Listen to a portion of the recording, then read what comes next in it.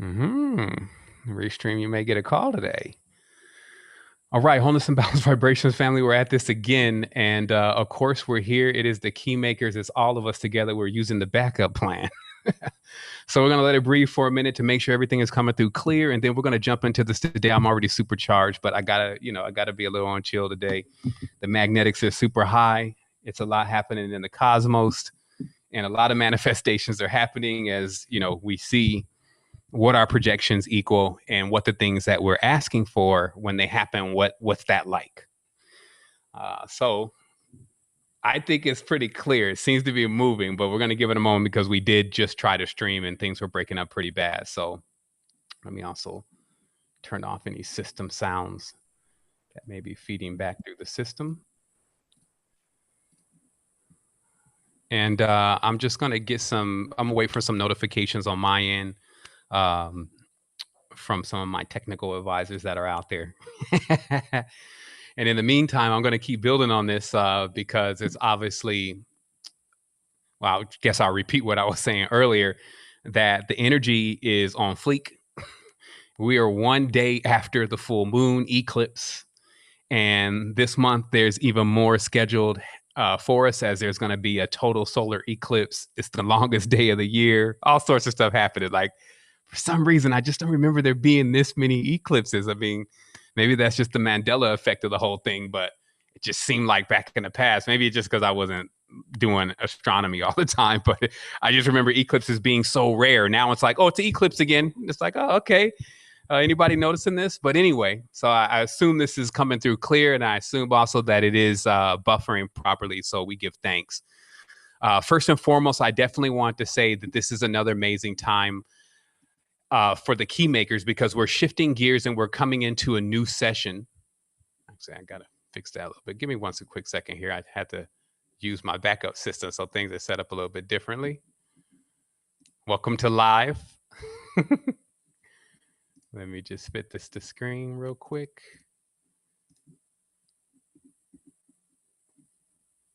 Bam. All right, so that should work out.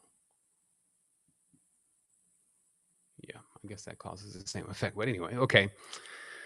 So today we're starting off with Keymakers Full Spectrum. And the biggest thing that we're changing about Keymakers with this series is we're going to be discussing some of the most pressing topics that are happening on the dimension right now. Now, I have a tendency to go into full creator mode and just project all the way over everything. And I realize that there's many that are in the wake right now, and they're dealing with situations around them, and they may look to us for mentorship or advice in relation to certain matters. And then likewise, there are many of us that have been riding through this journey for 10 years at least. And we've gained so much level and awareness and ability with self. This is just all a part of the whole thing. And it's important, though, for those that have been on that journey to be able to respond properly too, if someone's asking them about certain things. And I'll say that in a way that obviously we present a way of life, we present our opinions, but it's up to you to determine what you should do about each and every situation. You are still the Lord and the master of your own life. You hit the switch, not us. So we give you what we have. Also, each person here is expressing their own opinion. And what that means is that just because one person says something here, it doesn't mean that every single person believes in what they believes the same way.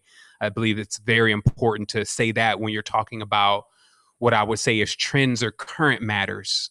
And this is because obviously, until we're creating the trends completely, until we're creating what happens completely with awareness, because we're creating what's happening, yes, but do people know what they're creating? Are they blindly creating? It's almost like how sex is without a baby. It's like you're just going to do it, and you don't know if it's going to create something or it's not going to create something. You're just into the first act. And that's actually the best way to put it. The first act, just all the energy that comes with actually making the energy to create something, but not necessarily thinking about, so what's going to happen once it's created. I think the reality is seeing a strong dose of that, because they asked to get rid of the governments. They asked to get rid of the financial systems and how they're structured. They asked to get rid of big tech. They asked to get rid of all of this stuff. And so this could be very well the beginning of the birth pains. And of course, what it's always beneficial to do is when you ask for something, know what you're going to do when you receive it, and make sure that it aligns well with what you're looking for in your projection. So since we're in this collectively, and there has been a lot of collective projections about this, there's been light workers meeting across the globe, doing meditations and bringing energy across the grid. And so we cannot call anything that we're seeing something that we are not co-creating together, meaning that this is not being orchestrated by just some outside force. Ultimately, we're the ones that are pushing the button, if you may, on what happens in the reality. And we're doing that collectively. So that puts us into a position to be able to instruct collectively, if you may, to be able to send some truth, some full spectrum knowledge across the grid, if you may, and allow that to sink into the co-creative collective in order to offer some possible alternatives, even solutions for the situations that are taking place now. I will also say, because there are going to be some adepts that are on the line, truly, who we're speaking to are those that have just come into the awareness of themselves, or maybe haven't even made that decision yet. And the reason why I say it that way is because some of these topics that we're going to have to address today, it's kind of like a no-brainer for us what's exactly going on. For an adept, you see it all, you know it all, you forget it. And you just, like I said, set it and forget it. You just go on with your process, allowing what you're doing internally to create your external. Versus someone that's taking a download all the time. Let's say, for instance, if you're constantly listening to what's happening on the news and what politicians are saying, and even sometimes what your unconscious and conscious friends alike are saying, and then all that's going in, and then you're reacting because of that, you're becoming reactionary. So this means that your projector is being used by something else to create the world and the existence that you're living in. Very simple principles and properties here. So what adepthood is really about is taking control of the projector, becoming the driver in the driver's seat, not letting your consciousness run on autopilot, and really making the efforts to actually climb yourself up your spine and go into a total activation. Now, we've already talked about this is akin to Mount Meru, meaning that the mountain is high, but we also learn, especially any weightlifter, person who works out on anything, a person who practices, you learn that without some resistance, there is no growth. And so we get used to the resistance. What happens is that things are not heavy when you're strong, but when you're weak, they weigh on you. So it's, again, those principles. The last things I also want to mention is that some are just now starting to take, I guess, life, their existence serious. And what this means is that they're grasping for any version of truth, preferably as potent as they can get it, to make massive transformations in a short period of time. This is akin to saying, make this labor really fast, deliver this baby really fast. It's also a little dangerous. So what is happening is that when we finally open up ourselves to the all, seeing what things truly are, those who are just waking up have to remember you're also opening yourself up at a wild time. This is very important to know. It's like there's a party going on in the delivery room and the mother is just going in birth for the first time. So if you're in your awakening, remember that it's going to intensify things a bit more because you're open. Just because, you start reading spiritual books, it doesn't mean things get quote unquote better. Like everything's going to get great and everything's going to end that's causing me problems. That's the reward of climbing up the mountain. What generally starts first in the awakening is, well, just that, the awakening. You see everywhere around you how things are not exactly how you thought they were. What then happens metaphysically is the foundation that is underneath you, what you were sure of, dissipates. Then there is this feeling of falling, like, oh my goodness, it's like you're just going backwards. You're kind of taken aback, as they say. And the more stuff you start becoming aware of, because it's kind of like a house of cards. Once you figure out like one maxim that everybody's been doing in the reality that is not true, especially if it's a big one, then all the other ones start falling down. And this could be a lot, but this is also the beginning of your process of creating a solid foundation. That's your launch pad. That's built on the truths that you learn through experience. And then you're able to expand from there. That's my only disclaimer today about what is going to be presented. The next thing is about just specifically these topics. And if you have a pen and paper, you can actually take notation of this. We did put this also in some of the posts that we sent out about the show. But one of the topics that we're going to dance around today is the Black Lives Matter or the BLM movement. We're also going to, talk a little bit about, or at least ask some questions or answer some questions around Corona itself and what is the state of its existence. And we're also going to get a bit into the U.S. economy and the world economy and about being prepared for what is to come. We're going to speak clearly on politics in general. So as these sessions keep coming up where there's elections and people are agreeing to things, you be aware of exactly what you're agreeing to metaphysically, so you can just understand what that is ultimately going to do for your energy and how that will play out for you as you continue to engage in the politics. Lastly, if we can get to it or not, there's a quick comment here about Grimes, who of course is Elon Musk's.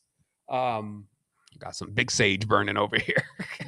Grimes, who of course is Elon Musk's girlfriend. I was even syncing Elon last night. Obviously, Elon is a big key in the Hebraistic or the Kabbalistic movement of the archonic structure. However, there is an event that she had done just recently about selling her soul. And she's officially, according to some of the documentations on popular news channels, sold her soul or a part of it for $10 million. And this will be just as an addendum to our previous presentation, not only on artificial intelligence, but also the real Skynet and just kind of how things are playing out. And lastly, I would like to make a quick comment about how appearance can be so deceiving. I've noticed this continual face that often those who kick up a lot of the turbulence in the dimension always try to put an innocent face on whoever is doing that. Taking a look at George Bezos and seeing like he just basically looks somewhat harmless. You look at Elon Musk, you look at Bill Gates, and you look at many of these people, and just from face value, it's like, that doesn't look like who we need to be worried about.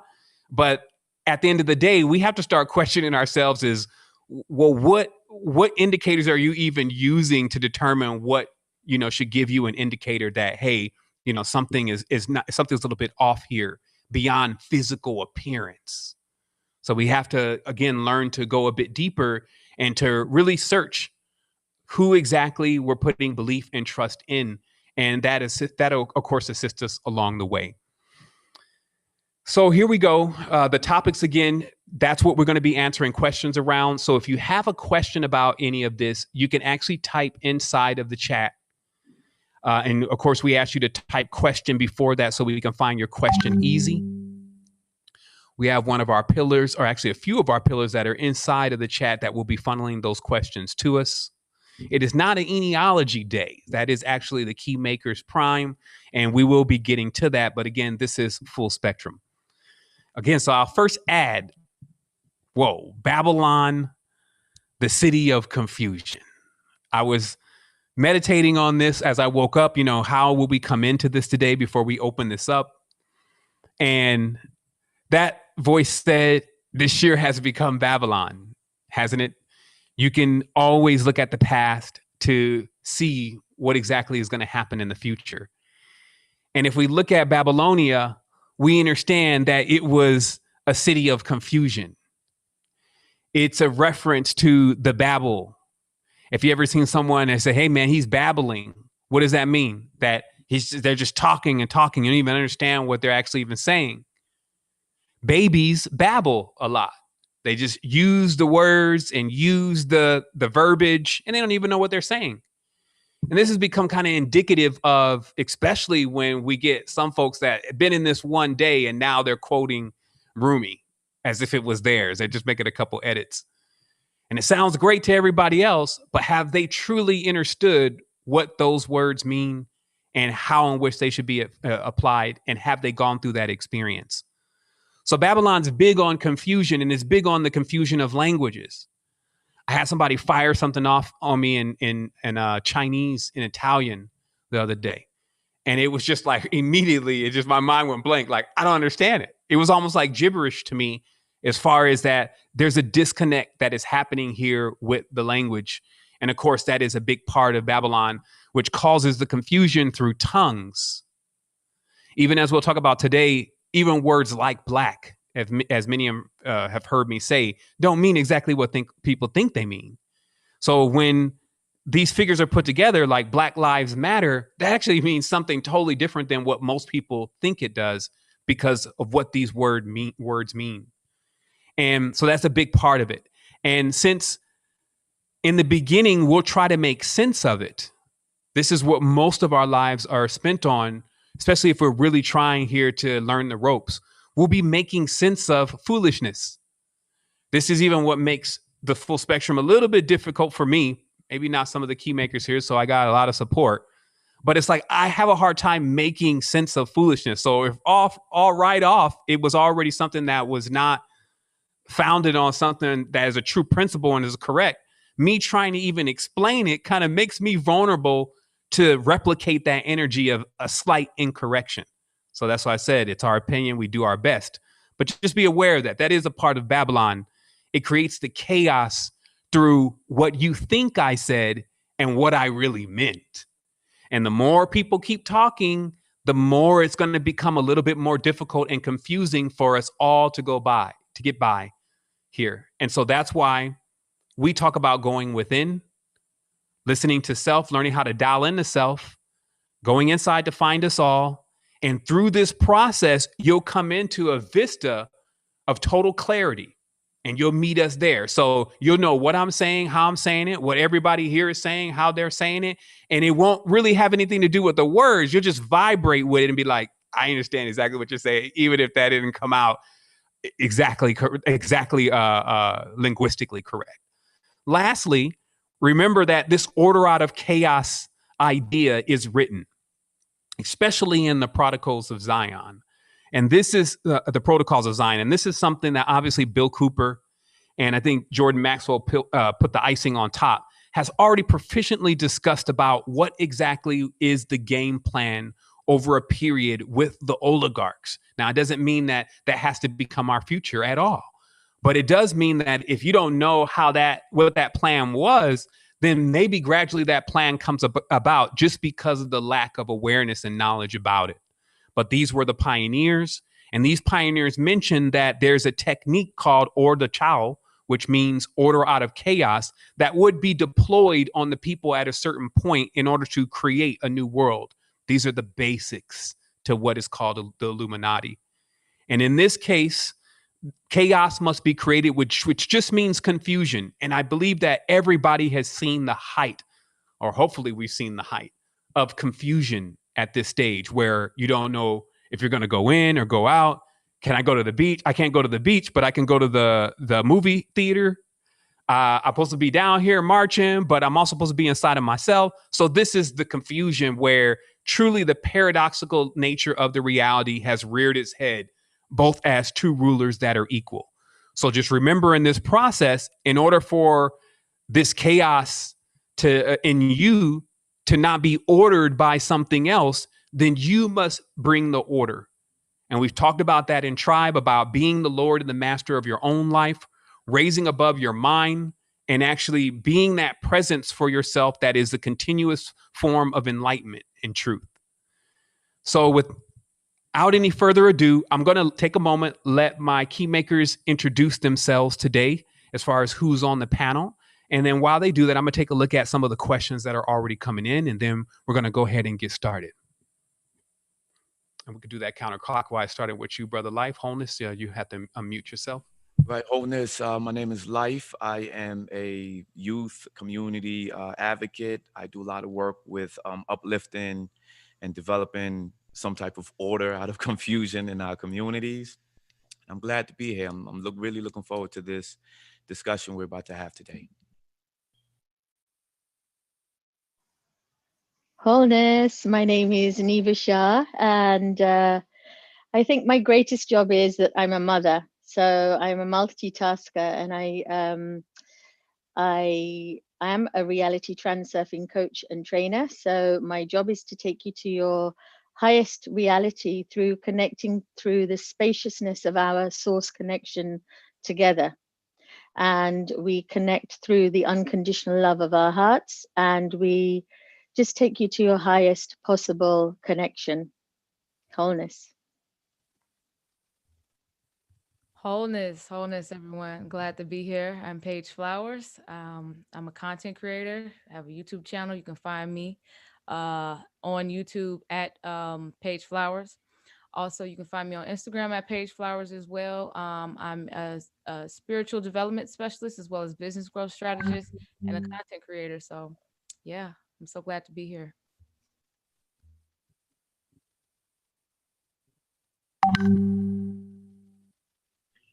Wholeness. I am Gail Force, GailGeorge.com, and I am a creative economist and a content curator, which means that I specialize in the strategic allocation of energy, time, and resources to help people prosper from their uniqueness. And I'm really excited to be here.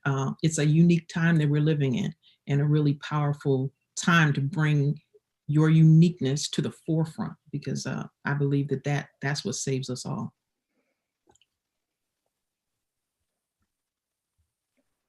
Wholeness family, my name is Curtis Boyd Heru. I am an artist and community developer as well. I create organ devices as well as content relating to betterment of the community. I help others transition from moving their assets from fiat currency into cryptocurrency, as well as creating different assets within the communities. That is also a key maker. Honored to be here. Looking forward to diving into the build and express this level of creation.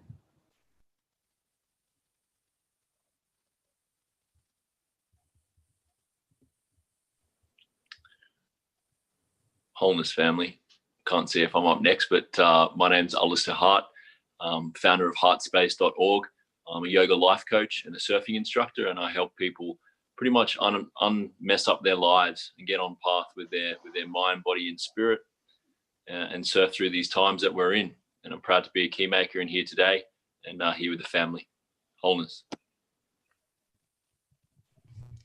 Wholeness, everyone. My name is Déesse Wigeby. I specifically deal with womb healing, helping women heal themselves.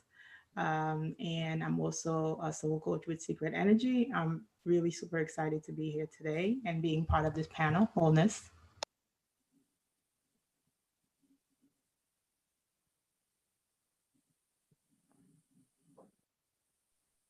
Wholeness Tribe.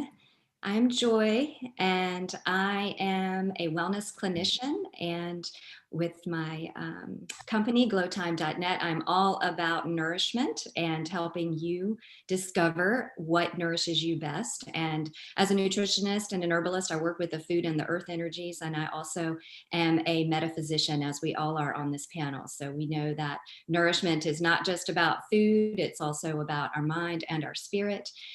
And very excited to be here with the panel today to really bring some much needed perspective and a space for respectful discourse on this world and university that we live in every day. So thank you.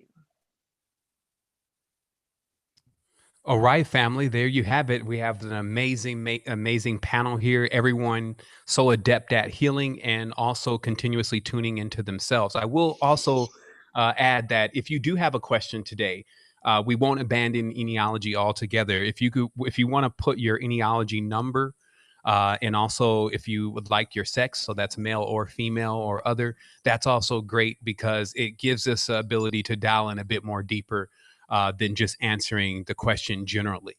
I know some have already are just asking, what should I do, especially now that I'm alone? So it's good to have that additional information because we could just tell you something like meditate and maybe that doesn't cut it. So there's a lot with this today. There's obviously us getting together and for, I guess, the first time in a minute. And there's also a lot that's happened the last time that we built publicly. Obviously, there's something always going on in ambassador training. We've been walking through this deep intrinsic level of ennealogy and exactly how to begin to discern a lot of things internally. But we're here today to dive directly into, first, the Black Lives Matter movement and the situation that's happening in the world, where it seems like many countries have been aligning themselves with protests, all related to George Floyd, who everybody knows at this stage. So I don't have to introduce the whole story. You may even know more than I do about the entire scenario, but I do know what's happening. And I do also see that there is a spirit of revolution that has awakened itself, and many are running wild. And what we're going to talk about today is, or what we're going to center around is Endgame. Like, what is the overall strategy of this movement? Where is it coming from? And how do we feel about it?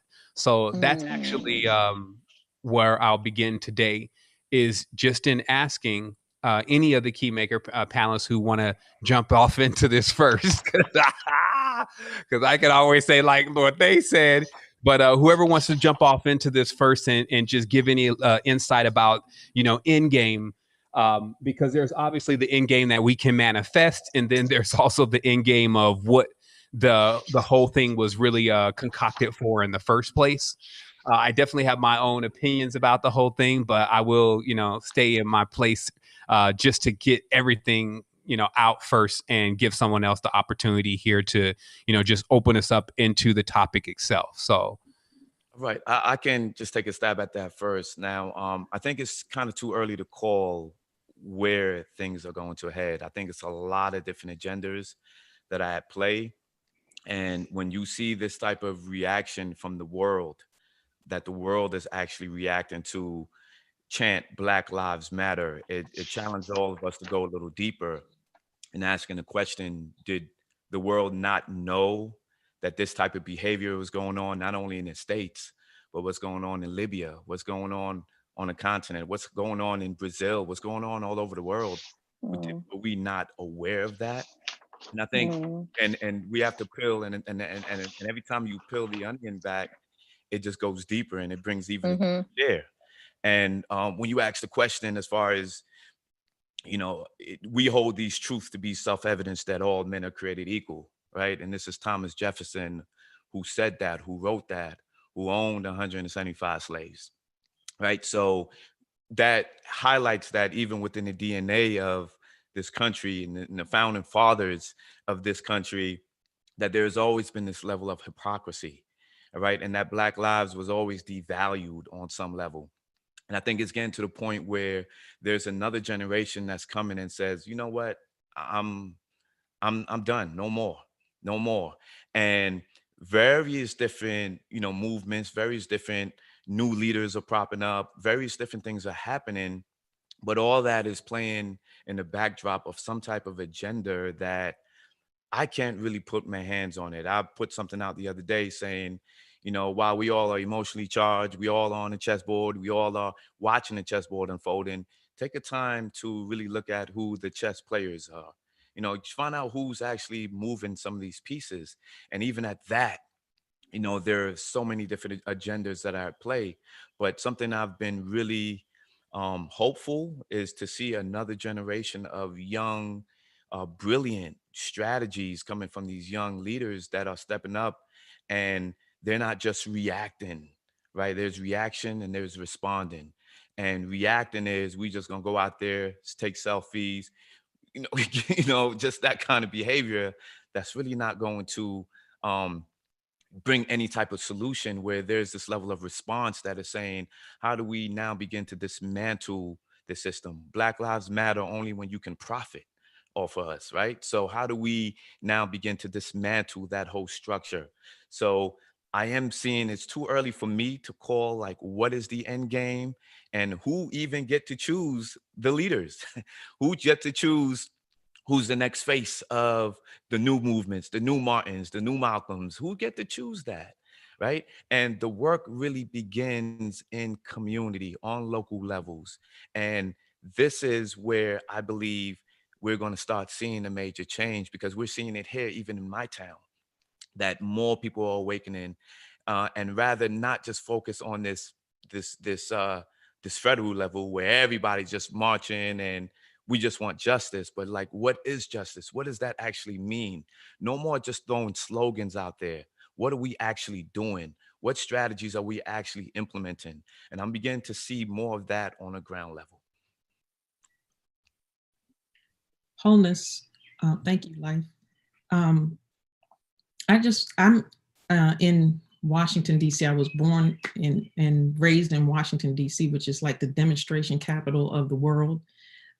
Demonstrations are like a part of the fabric of the life. There's, many different demonstrations on all sides of any topic in DC. And it's also the place where the mayor just created this huge street mural writing Black Lives Matter on, over several miles of the city, right to the White House. And at the same time, this is the city that last year was named as one of the most gentrified cities in America. A lot of the population is being displaced, economics, and a lot of reasons, right? So even the Black Lives Matter movement kind of took a stand against this display of, this mural, because it's like, I mean, what do you do? What does that have to do with, with the agenda? It's convenient, right? And it's kind of like a cry for a change, I think is what I want to say, and what I've seen, in the city. But then the question is the end game, and the change to what, right? And it makes me think about a couple of things. One is the concept of sovereignty.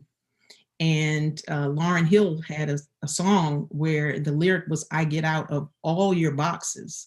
I get out of all your boxes. So if I'm pulling out of one box, I'm not going to get into another one. Sovereignty is about being able to pull out and make a clear decision. Decide is to kill off other options and decide and make a path forward. And I think that a lot of this, of course there's agendas, right? And our emotions and our sensitivity and our humanity, because even the demonstration, there was lots of connecting.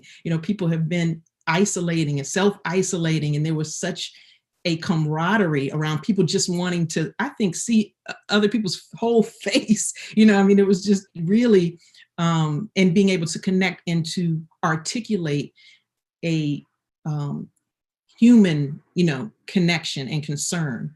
And so I think about the chessboard again, and, are we players? So are we pieces on a board that's being moved? So we don't know the agenda because there's something that's moving the pieces, or are we pulling back and playing our board? Because if all is self, then everything that's happening is us and is a reflection of us and is in us. And so we have the capacity to shift it if we begin to think about, and connect with our power. And so one of the key things that I've learned, from this long history of demonstrations is that the power is the people. The people are the power. They're the ones that determine. And when we really understand that, really understand the power that we have, that we bring to the table in any given moment, then I think we begin to shift how we use that, how we leverage that, and what the opportunities really are in this moment, in any moment going forward. Wholeness. Wow. Thank y'all for saying that, especially you, Gail, and Brother Life. Interesting perspectives. So I don't want to go long-winded about this, but as for me, I found out what Black Lives Matter was a long time ago, in my days in college, and I was like, no thanks, just researching and seeing what was at play.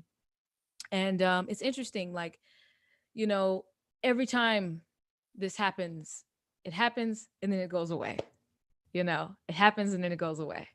And so it begins like to be like a joke, you know, because it's like, wait a minute, y'all getting riled up like this? And then it stops all of a sudden? This is crazy, right? And it will happen. Like there will be a day where we won't even probably talk about George Floyd. I mean, that's how our memory is set up. Like it's just short term, oh, okay, you know, and then move on, you know? And so the thing is that we just have to be very careful about going along with the flow, whatever the media is telling you, whatever society is telling you, and even using the term Black and, oh, well, you know, this, that. It's like you're furthering dividing yourself. Oh, we gotta stand up for Black people, melanin dominant people. On a spiritual level, I've been in spaces, like especially in a dream space, where I've been a white male. So since we're talking about full spectrum here, we're gonna get into that, like where you've been pretty much this, you've been a fish or a bird or whatever the case may be. You can be anything, you're everything. And so when we go out there and we protest against a system, you know, that has been built on every ancestor's back, not just, you know, melanin dominant individuals, it's been built on everybody's back. And so when you build a system on everyone's back, when that person stands up or whoever stands up, your foundation is going to fall. And this is exactly what's taking place here. And it's just important that we don't get into these race games. I was talking to my siblings.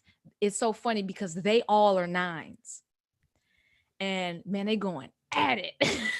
They going at it, arguing everybody up and down. And it's interesting. We had a conversation about slavery.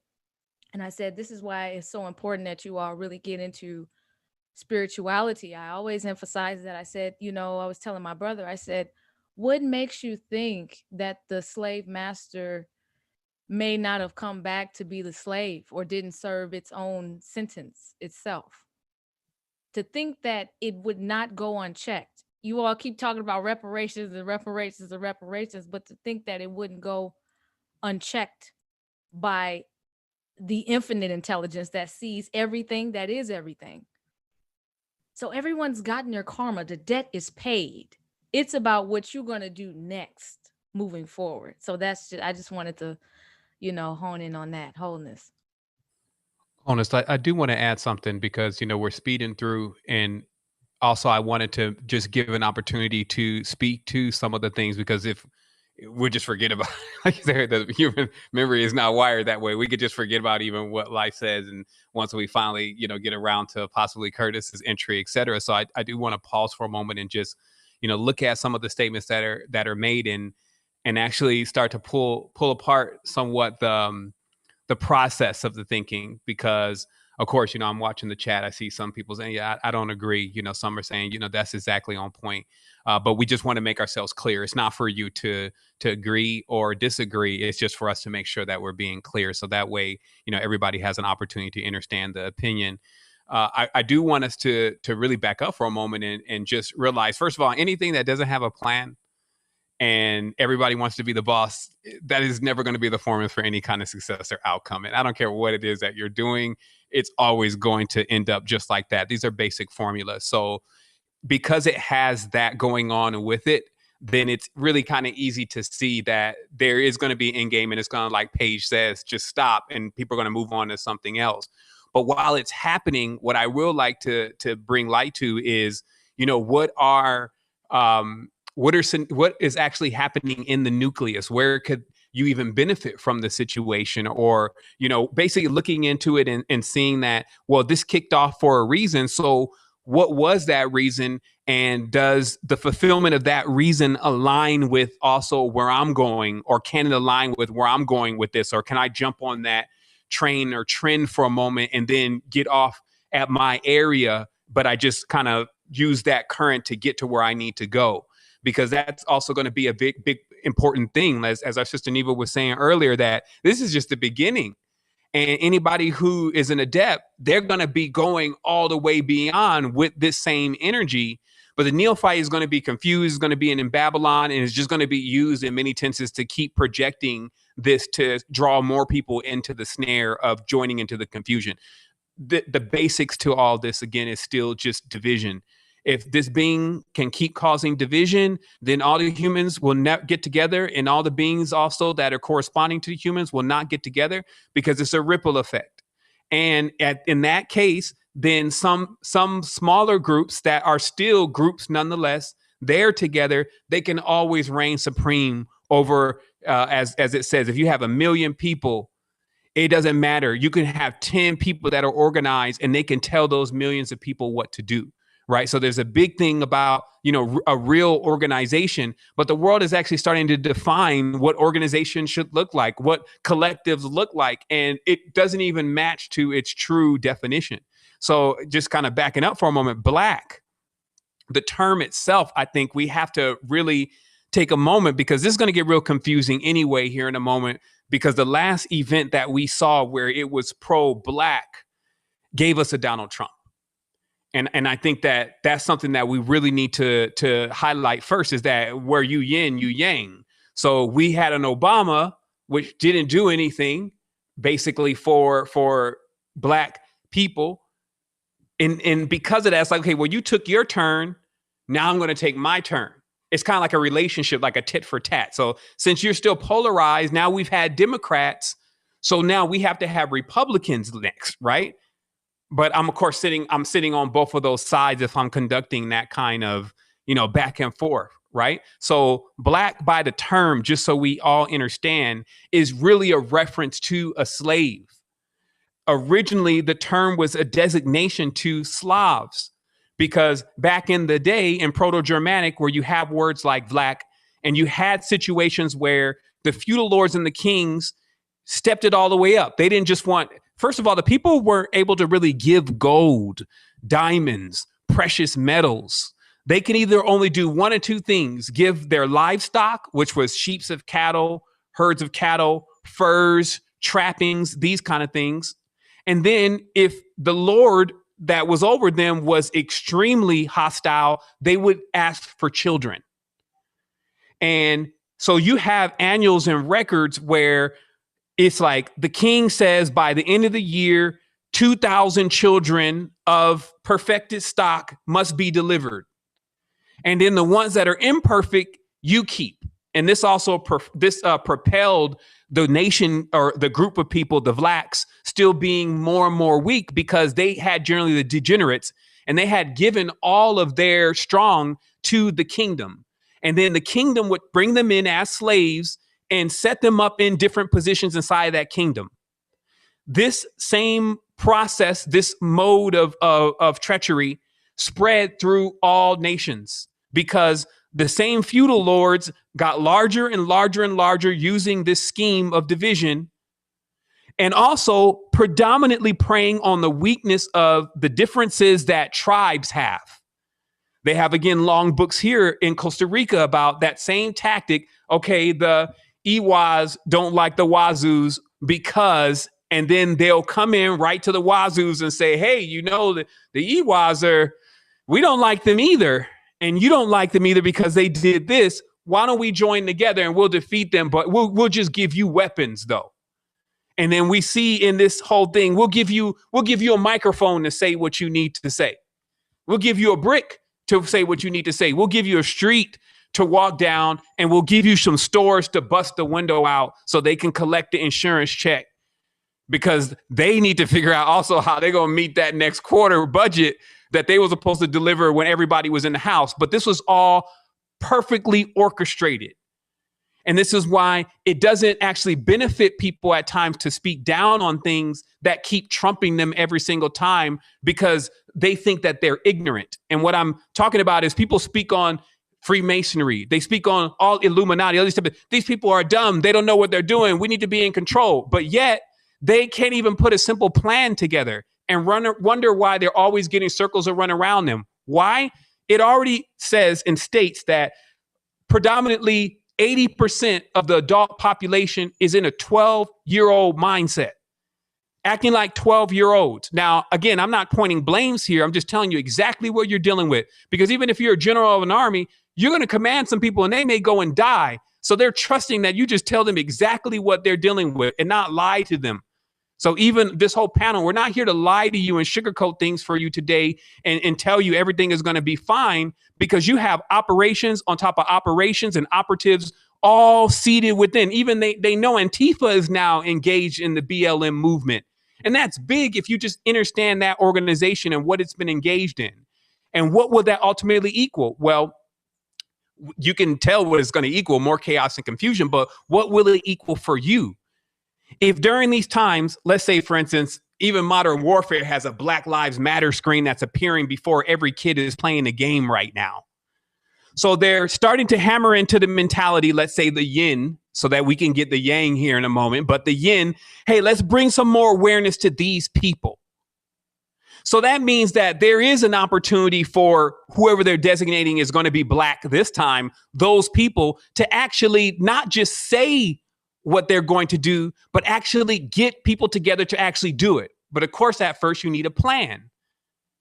And then if it starts just breaking down, as you'll start noticing as you become more and more spiritually adept, to just fortifying your foundation and assisting others in fortifying their foundation, the plan actually has nothing to do with ever even mentioning this stuff.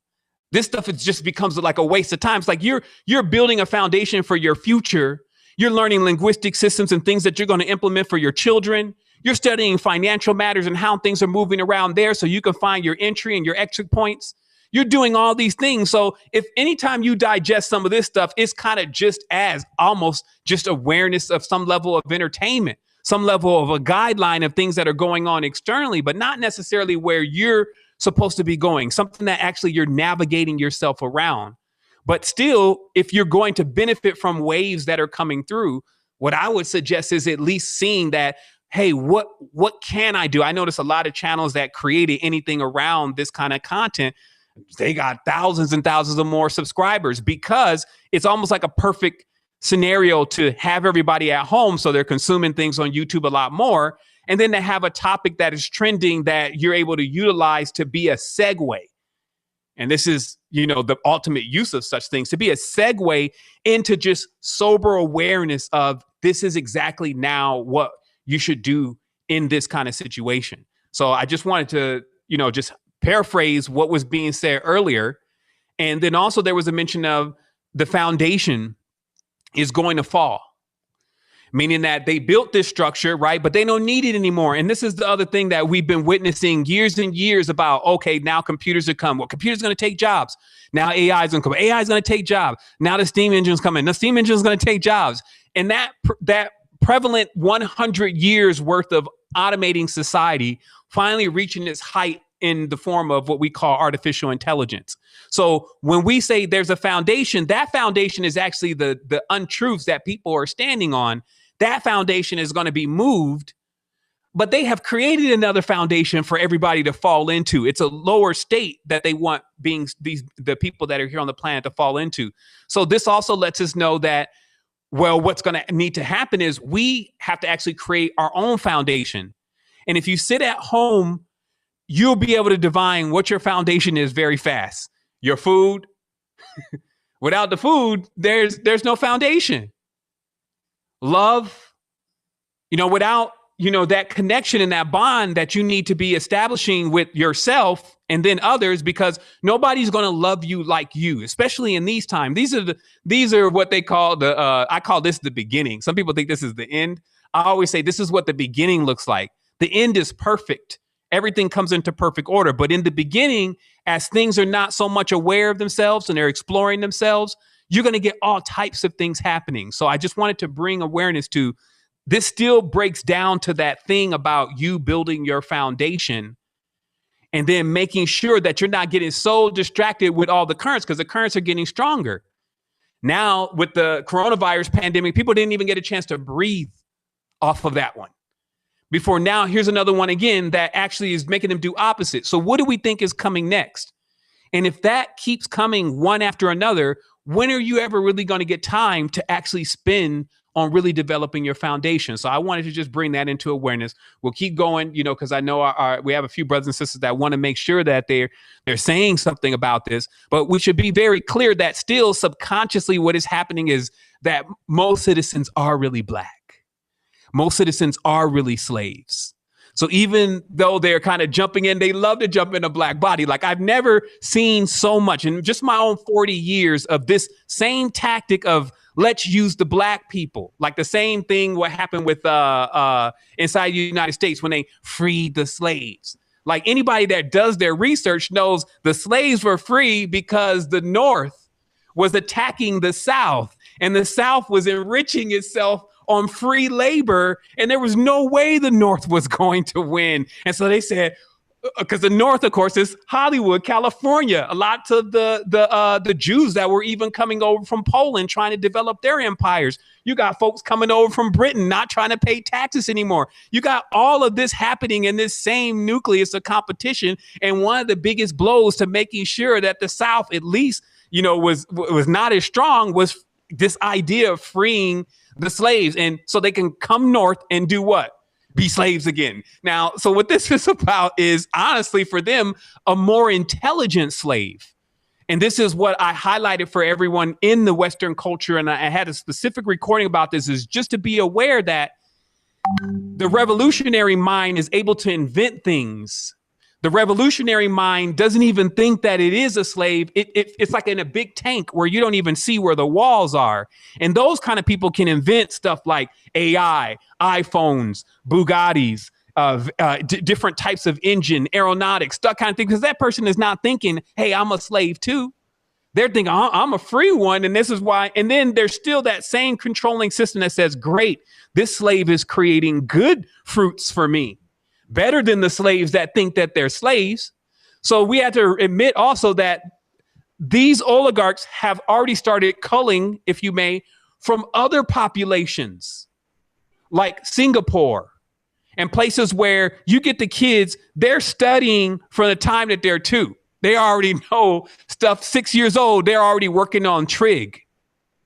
And then they have their religious structures already overhauled and enhanced. And then their respect for the governments, because of where their genes have been demolished for the last few hundred years, they just want to conform, just get their checks and go home. No buck.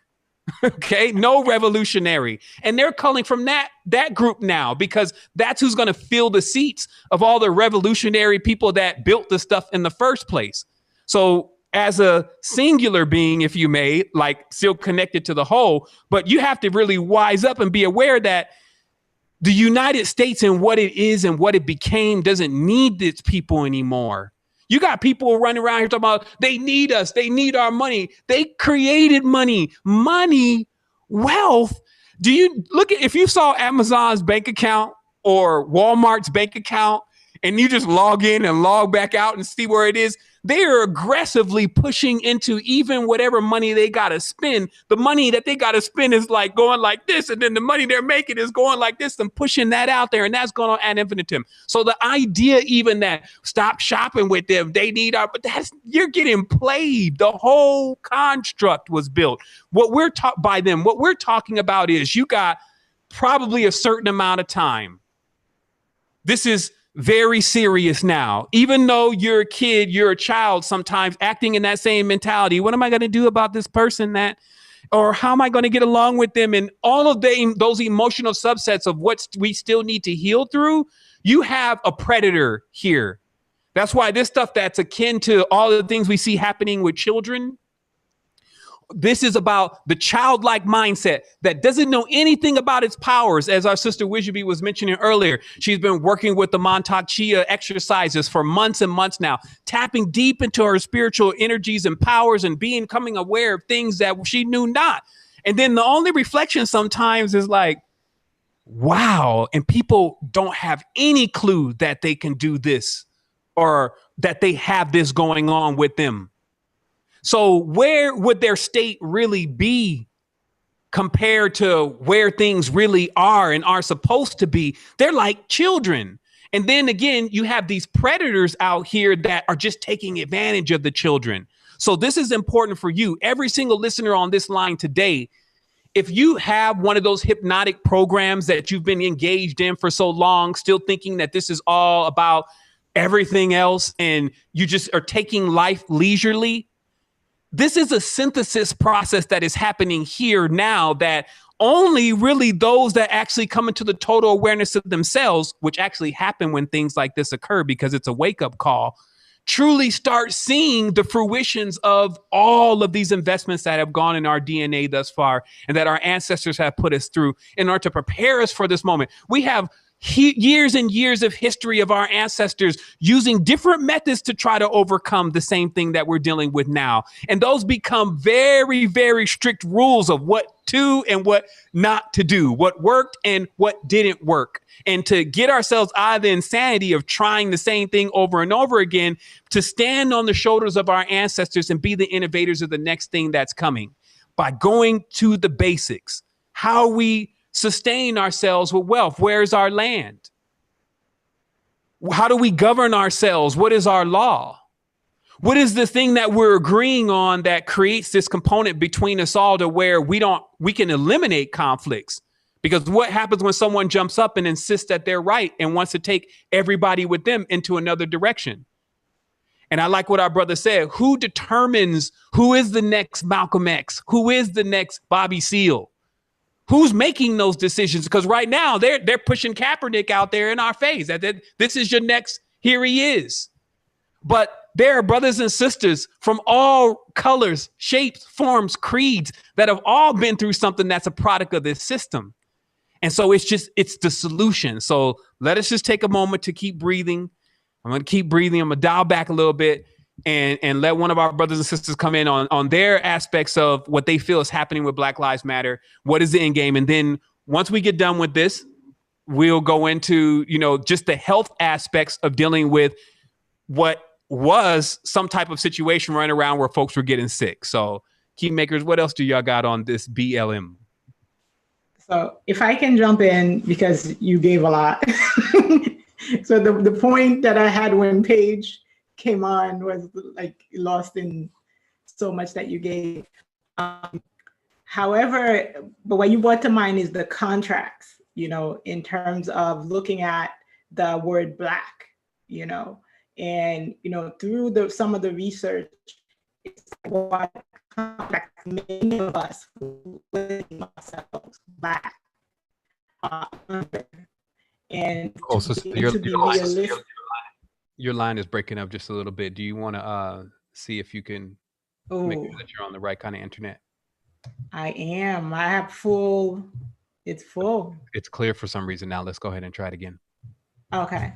But this idea of claiming Black, it was so interesting on my Facebook, and there was this whole thing about pictures of women coming in. I'm a Black lady, and I was tagged in some of them because family members, and I was like, no, because I know what the contract is, and a lot of contracts are up right now. So it's what are you really going to claim yourself as without letting anyone else decide for you?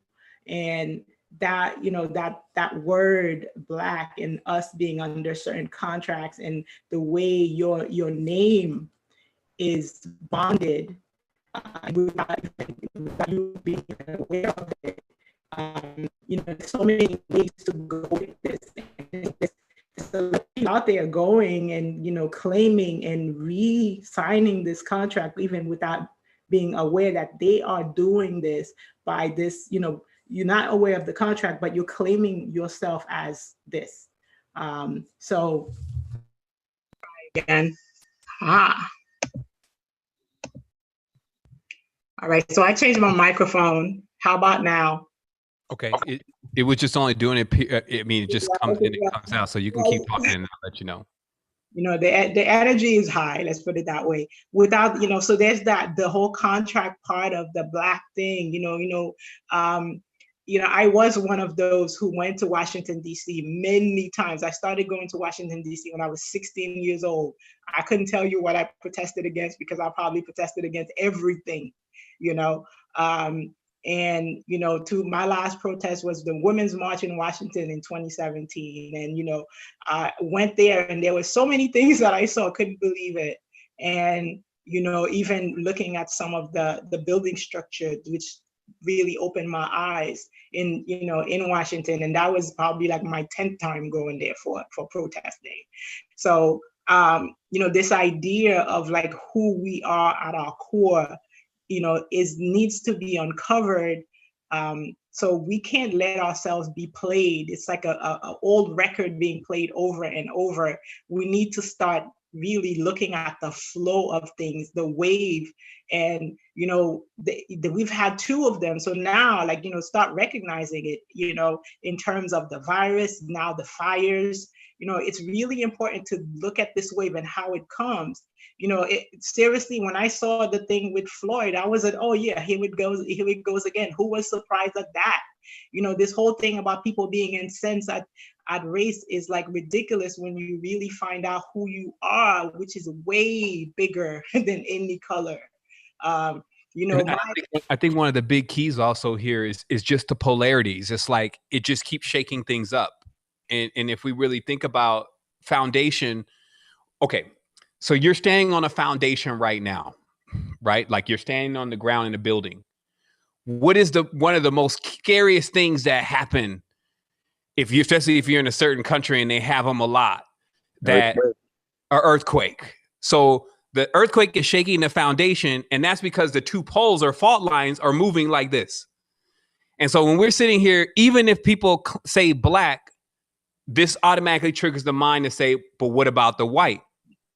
And so obviously you have people that classify themselves as white. And if they turn on, let's say, for instance, they turn on this game and this game says, hey, Black Lives Matter, blah, blah, blah, blah, blah.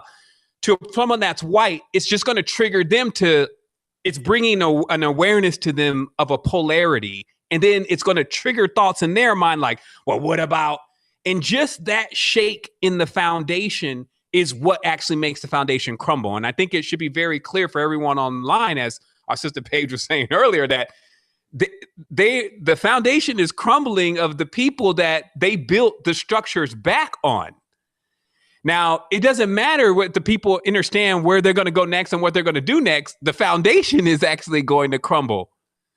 And that foundation crumbles when you highlight the polarities. And we've been dealing with this succession of this, right? So again, first it's the Obama, then it's the Trump. That was the first shake, right? Or there's been many shakes, but these are like high on the Richter scales, right? And then as it keeps coming out, now you're a color and you're supposed to remember again that you're just a color. So if we mention black, then we had already mentioned white. Just like if we mention up, we've already mentioned down, and whoever's on their respective sides is going to get the shakeup. The biggest thing I think that also comes here is that because I am witnessing some of the chats in the line, some of the comments on the line today, is also remembering that we should isolate. Maybe this is something that each key maker can get into specifically about. Where does this come from, though? Because I haven't actually seen anybody really dig into this deep just to understand how that works in the psyche, where when a person thinks that they're better than another person, and where does that come from? And why would you want to keep doing that? Because of course, there's Black people and white people alike, if you want to use those terms, that are on this line right now. And some of them are feeling like if they don't get this recognition right now because they need this recognition and they deserve this recognition, then it's wrong not to get that recognition.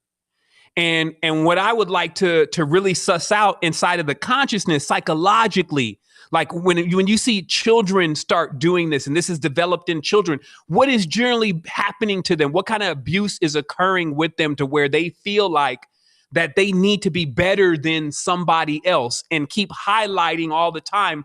And we are better, we are greater, we were first. And we talked about this in Enealogy just recently about this. We talked about the 0 hour and just how everybody has a point of origin, but some personalities, because we all have a point of origin. We all have a birth. We have a time where it first started called the 0 hour. But some of the genealogy paths, as we notice, even number 1 in this case, even number 4s at times, have an issue with understanding that others had a 0 hour too. The cosmos that we're living in had a 0 hour. There was a point like a birth that it came into creation, but it is not the only cosmos, no different than you not being the only person. So each person has the gift of the power of being original and first, but that gift is not to be exploited and used externally to trump over others and tell them I came before you. This is no different than a teacher trying to tell their student how smarter they are of them. I mean, these kind of things should be obvious. So it's like, let's work with that subset a bit in the mind where one feels like because in the past, maybe you didn't get as much attention, or maybe there were certain abusive things that happened. One feels the necessity of having an identity to actually trump and be better than everybody else's identity. Can somebody speak to that if they understand that? I'll jump on some of that, brother. All right, so we have, I usually say, when you're changing your mindset, changing the space and direction you're going, just imagine that you're a 45, cart train. You ain't gonna just bust a 180 and completely turn the way you think, because you've been on this path for quite some time, and generationally, because we inherit, some of our ancestors, will, desires, passions, and beliefs. And as soon as we can't have our 0 hour coming through this space, those were slammed on us. No, you're going to church. No, you are this person. You are this thing. And we talk about, being in the game. Like, this is the game. Your player one with Martin Kinney, Ready Player One. That's an awesome spoken word piece. Check that out and get a moment. For example, we have, when I was a kid, that was a lot of NFL. Everybody loved football. My granddaddy was the Packers. My dad was the Cowboys. Uncle was the Giants, and they would always, try to, buy stuff for me to accept that ID. And this ID is what is laid across the spectrum. Yeah, you're imposed upon a system that's already going on, and that I used to be a part of this polarized. I used to be a part of this because of this. Hey, they even look like, we got Michael Jordan, we got Michael Jackson, we got this in our team. You want to be on our team. And we slowly begin to accept this identity and begin to build a foundation on this pride that we've been sucked into, these trends, these happenings, and these things. And being that we're in a society where, we operate on this P2P, this peer-to-peer, and we love this, and we have fallen in the romanticized space of the identity that we accept, and some, don't accept it. And then you're black sheep. So for myself, full spectrum being by nature, activated by self, and then countless of many teachers here now and here then, where, let's say, my particular singular story coming from, let's say, Carolina trailer parks to Kenya, to Kenyan palaces, and being able to experience certain worlds of people, when the worlds create worlds, and how they express themselves in a way that I was able, you just say, you don't know you're in a box until you leave the box. And me hearing people's authentic truths and really like this is their story, and really accepting them as that, not them as, well, I don't do things like that, because there's no expecting it as that's their truth, and they do it, and be able to see things from their observer perspective. So that allowed me then to come back, and we begin to learn from all these selves, all these spaces. You're not separate, but because the pistons back and forth, the polarization only give you whiplash. You have to be able to find your center space and create, know thyself. And one of the solutions we talk about at the that coming to is creating your own space, a space where you can find that silence within yourself to hear your voice. But when you are completely plugged into a society that is polarized all the time, my team, your team, my team, your team, 1,000 things to tell you how to separate, but not one to tell you how to get together that's not polarized, and coming up with stuff that we have within Secret Energy Space, because we truly care, and we truly put in the time into developing real life solutions that are here for you. But the polarization only, again, slings you to the other side. So finding that space within yourself, for not looking for validation, because I know many people just want to be hurt. Oh, they should know my story. They should know my hurt. Then you slinging that hurt back somewhere else. They got to hear me. Now you're relying upon these people or white people or black people to hear you. I didn't even have friends. Again, it's polarized. So we have the melanin recessive or melanin dominant. They got to hear me. No, they should hear me while I'm not like that. My people not like that. I never owned slave, and they try to tell their story. And again, that's more validation. You're leaning upon someone else's validation of who you are. Again, find that within yourself. Then you build with others in that same space who understand their truth and moving forward in such a way. Because the maxim is, if you always done what you've always did, you will always get what you've always gotten. And we've seen these plays countless times before, centuries before. Holy wars. No, you worshiping this one. I mean, you don't worship this one. This has been done, played out, running the ground. So those two can detach from that space, from those IDs and the identification. Because I've been in courts where I've used the black or I've used the Moorish, and coming back into the wisdom that detaching from all of that and regaining your status, correcting your status from these labels to a sovereign aspect, a sovereign adjective that allows you to secure and be a private citizen or a sovereign citizen. But these are all practices that lead into you being grounded within your own space. And I'll pause there. But as we continue to build, work on, because this, again, you have a 45 cart locomotive. Turn this thing around. It checks checking every vertebrae as you make that turn. You're moving up. You're rising in energy. You're becoming more wise. But you have to be aware of the distractions that are laid within the minds that will get you to, oh, is this? Oh, they heard another one. I heard the last thing. I heard a little kid singing that pulled at my heartstrings. A little kid was saying, "I just want to live." A little young melanated boy, and I was almost sucked back in. I have children. I was a young black male, but coming back into the space that I know the game. I know why they're pulling the kids. I know why they're abusing this. I know why they're doing this. So now, sucking back out and to say, this is why we're creating where we are. We have to create in this space. You can't create in a system that is working perfectly. It's working perfectly. We have to create a new space, and this space is done, with individuals like ourselves that we tapping into it. So wholeness, wholeness. Aho, I totally agree with that. And like I said at the beginning, I connect people to their spaciousness within, deeper and deeper and deeper into the cosmic womb. And we are multidimensional beings. We are all of it and none of it. So rioting is really a language of the unheard. And if I can sing a little song, it's like, what the world needs now is love, sweet love. And that's coming from my mother aspect. And it's really, if I think about the whole fractal, whole multidimensional aspect of it, looking at it, I've been writing a few notes with all of you lovely people on the panel today, that looking at it from the optometrist I was, looking at the physicist, the inside is the cause and outside is the effect. Okay, there's always an equal and opposite balance. When can you, as an individual person, just step back and take a look at it from a higher level? All that's happening in the world is actually happening within you right now. So watch out for those rabbit holes.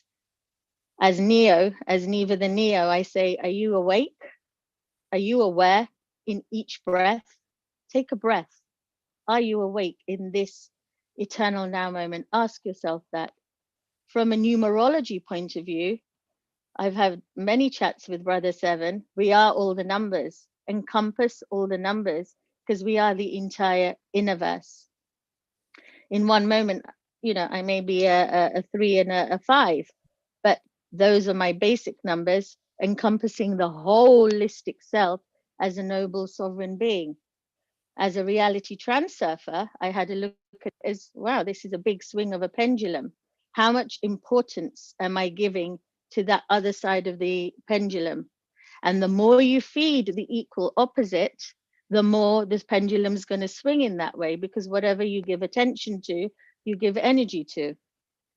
By saying I'm black, I'm actually saying I'm not black, because black, as an artist, I had to look at it like, well, black is all the colors of the spectrum.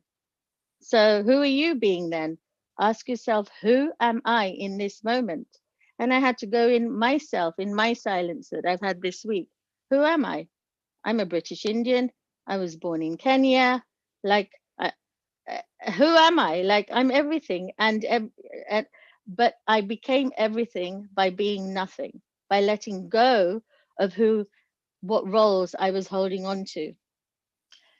As a mother, I always say to my children, stop right there, take a breath, put a hand on your heart, take 3 breaths, and ask yourself right now, in this situation right now, what would love do?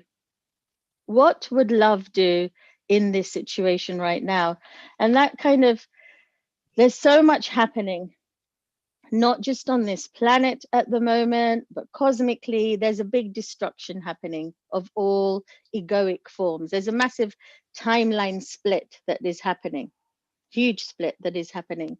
We've got the destruction of the systems of chaos in the whole Pentagon, the CIA.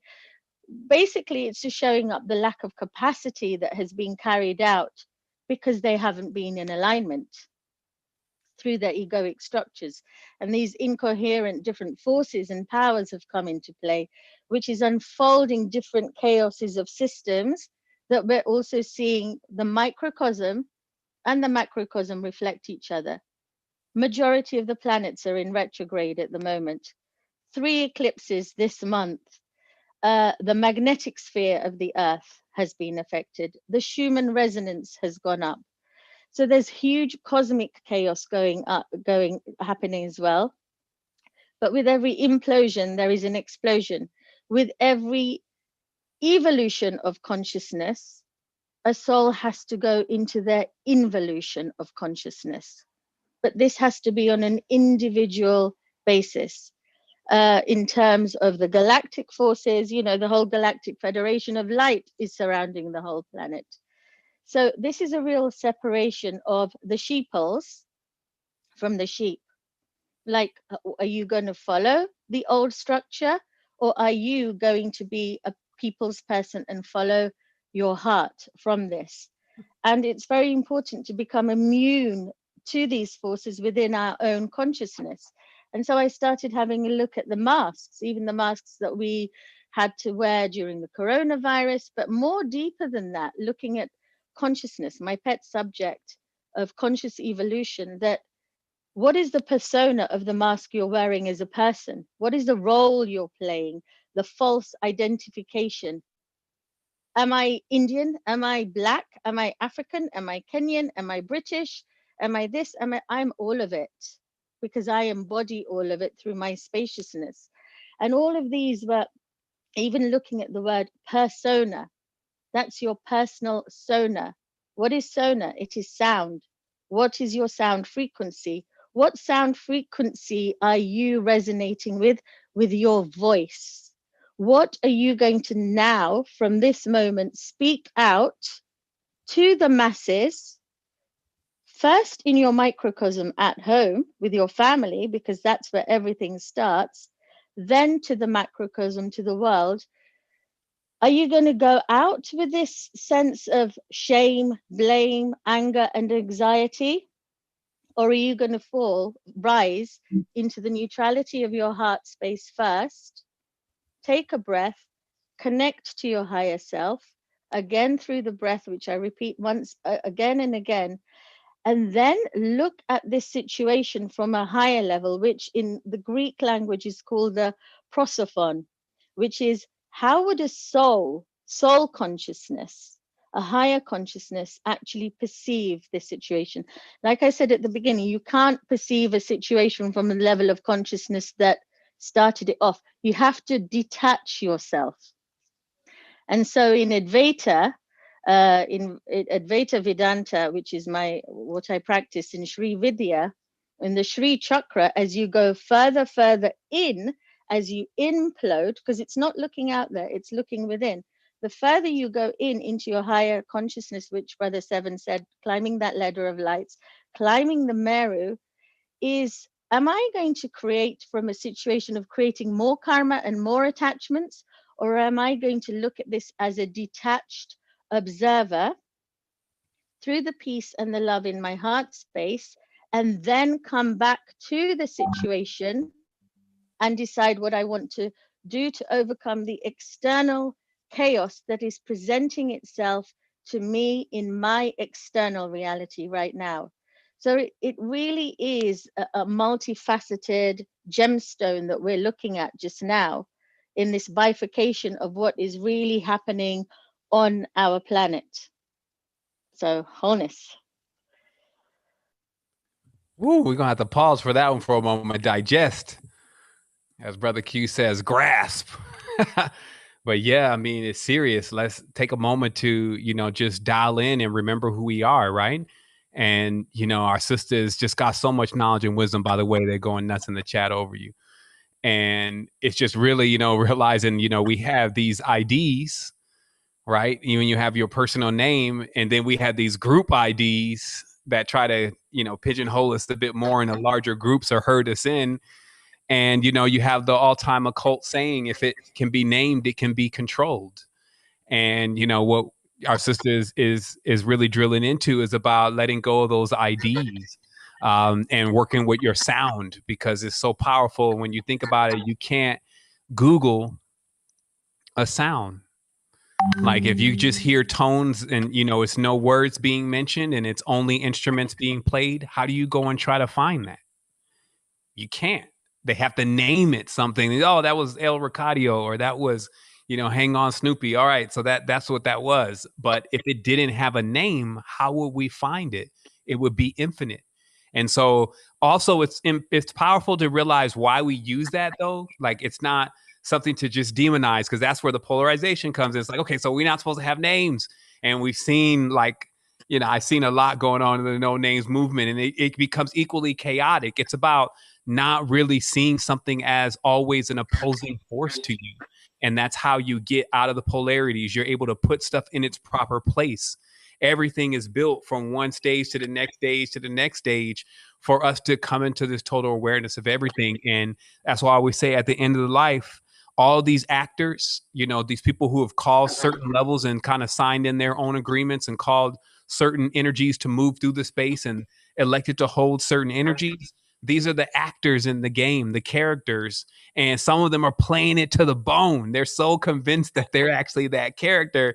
It's almost like Grammy Award night and Emmy and all that other stuff for them. But as far as where you're going with this, and this is where I believe that we can center into this, and we'll move on to things about this particular situation with health going on, is just not getting vacuumed into this black hole.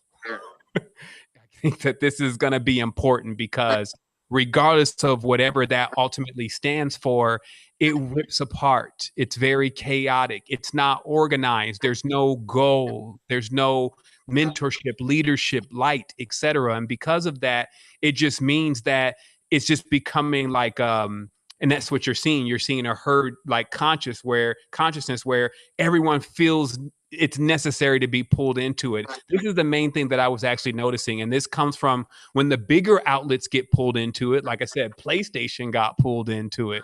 This other corporation gets pulled into it. You log on, you see it's there. So this just makes it more of a bigger a scenario that's happening, to where it's going to come. And many of us are going to walk out even their doors. Somebody's going to walk out their door today and see something about it. But it's also about navigating, riding that wave, and using it as a time that you've experienced something for real. Because I think for many of us, one of the things Jeanette was saying is that when is the last time that the entire world, and I'm referencing this in relation to Corona, when's the last time the entire world participated in something together?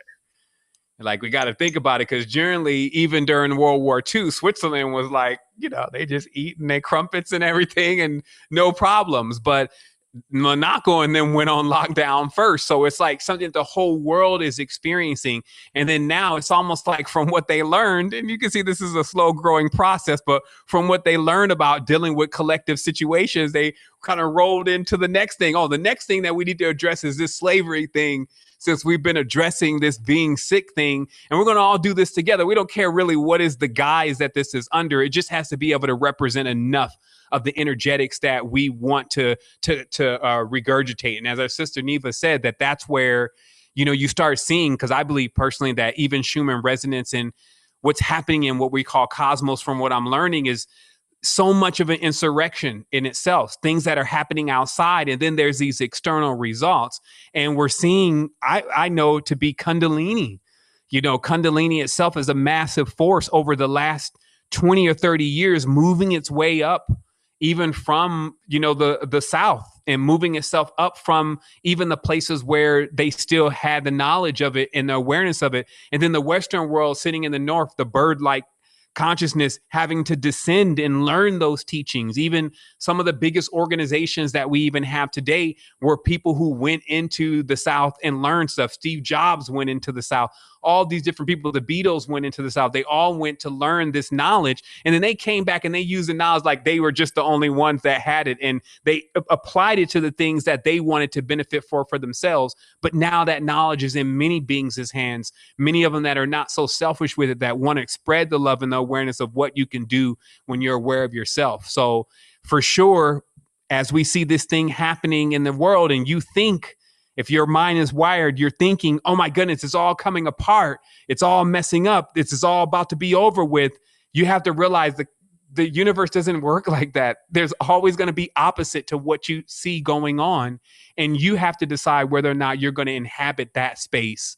And then once you make that decision, here's the next thing, because just because you make that decision, it doesn't mean, boom, all of a sudden that's going to happen. And now you're going to be, okay, I made my decision. This would be like planting a seed and then seeing the tree the next day. Now you learn, okay, now I got to grow myself into what I need to be experiencing now for me to really enjoy the benefits of being completely aware and in control of what this being actually is, and to accept that responsibility. And what we do is we give you as much as we can from our hearts, our minds, our souls, and every part of our faculties to assist you in that process in doing that. So also the beauty of dealing with Keymakers is that there's a person here on this line today that you resonate with, that you feel where they're coming from. That's the same viewpoint that you see things from. That is the lens of the metaphysical joy that you also share in. And that's why it's so important and imperative to remember the power of this collective. Meaning that sometimes, because there's a few questions in here and I haven't really started jumping into them yet, if we are able to get into law, I'm kind of dancing around these questions, but not necessarily reading them out. But some want to know, what do I do by myself? And I always talk about how it could get a little dangerous if you already don't really have much inside of your consciousness to empower you that you're working with, and then you isolate yourself. Now, again, sometimes danger is necessary for growth. So I'm not saying that this is wrong and this shouldn't happen, but I'm just saying practice wisdom. If you already know you're just beginning in this, and you're at the house, it's telling you, look, everybody, because you're friends, because when you say everybody, you generally mean your friends. So everybody is not listening to me, not on my level.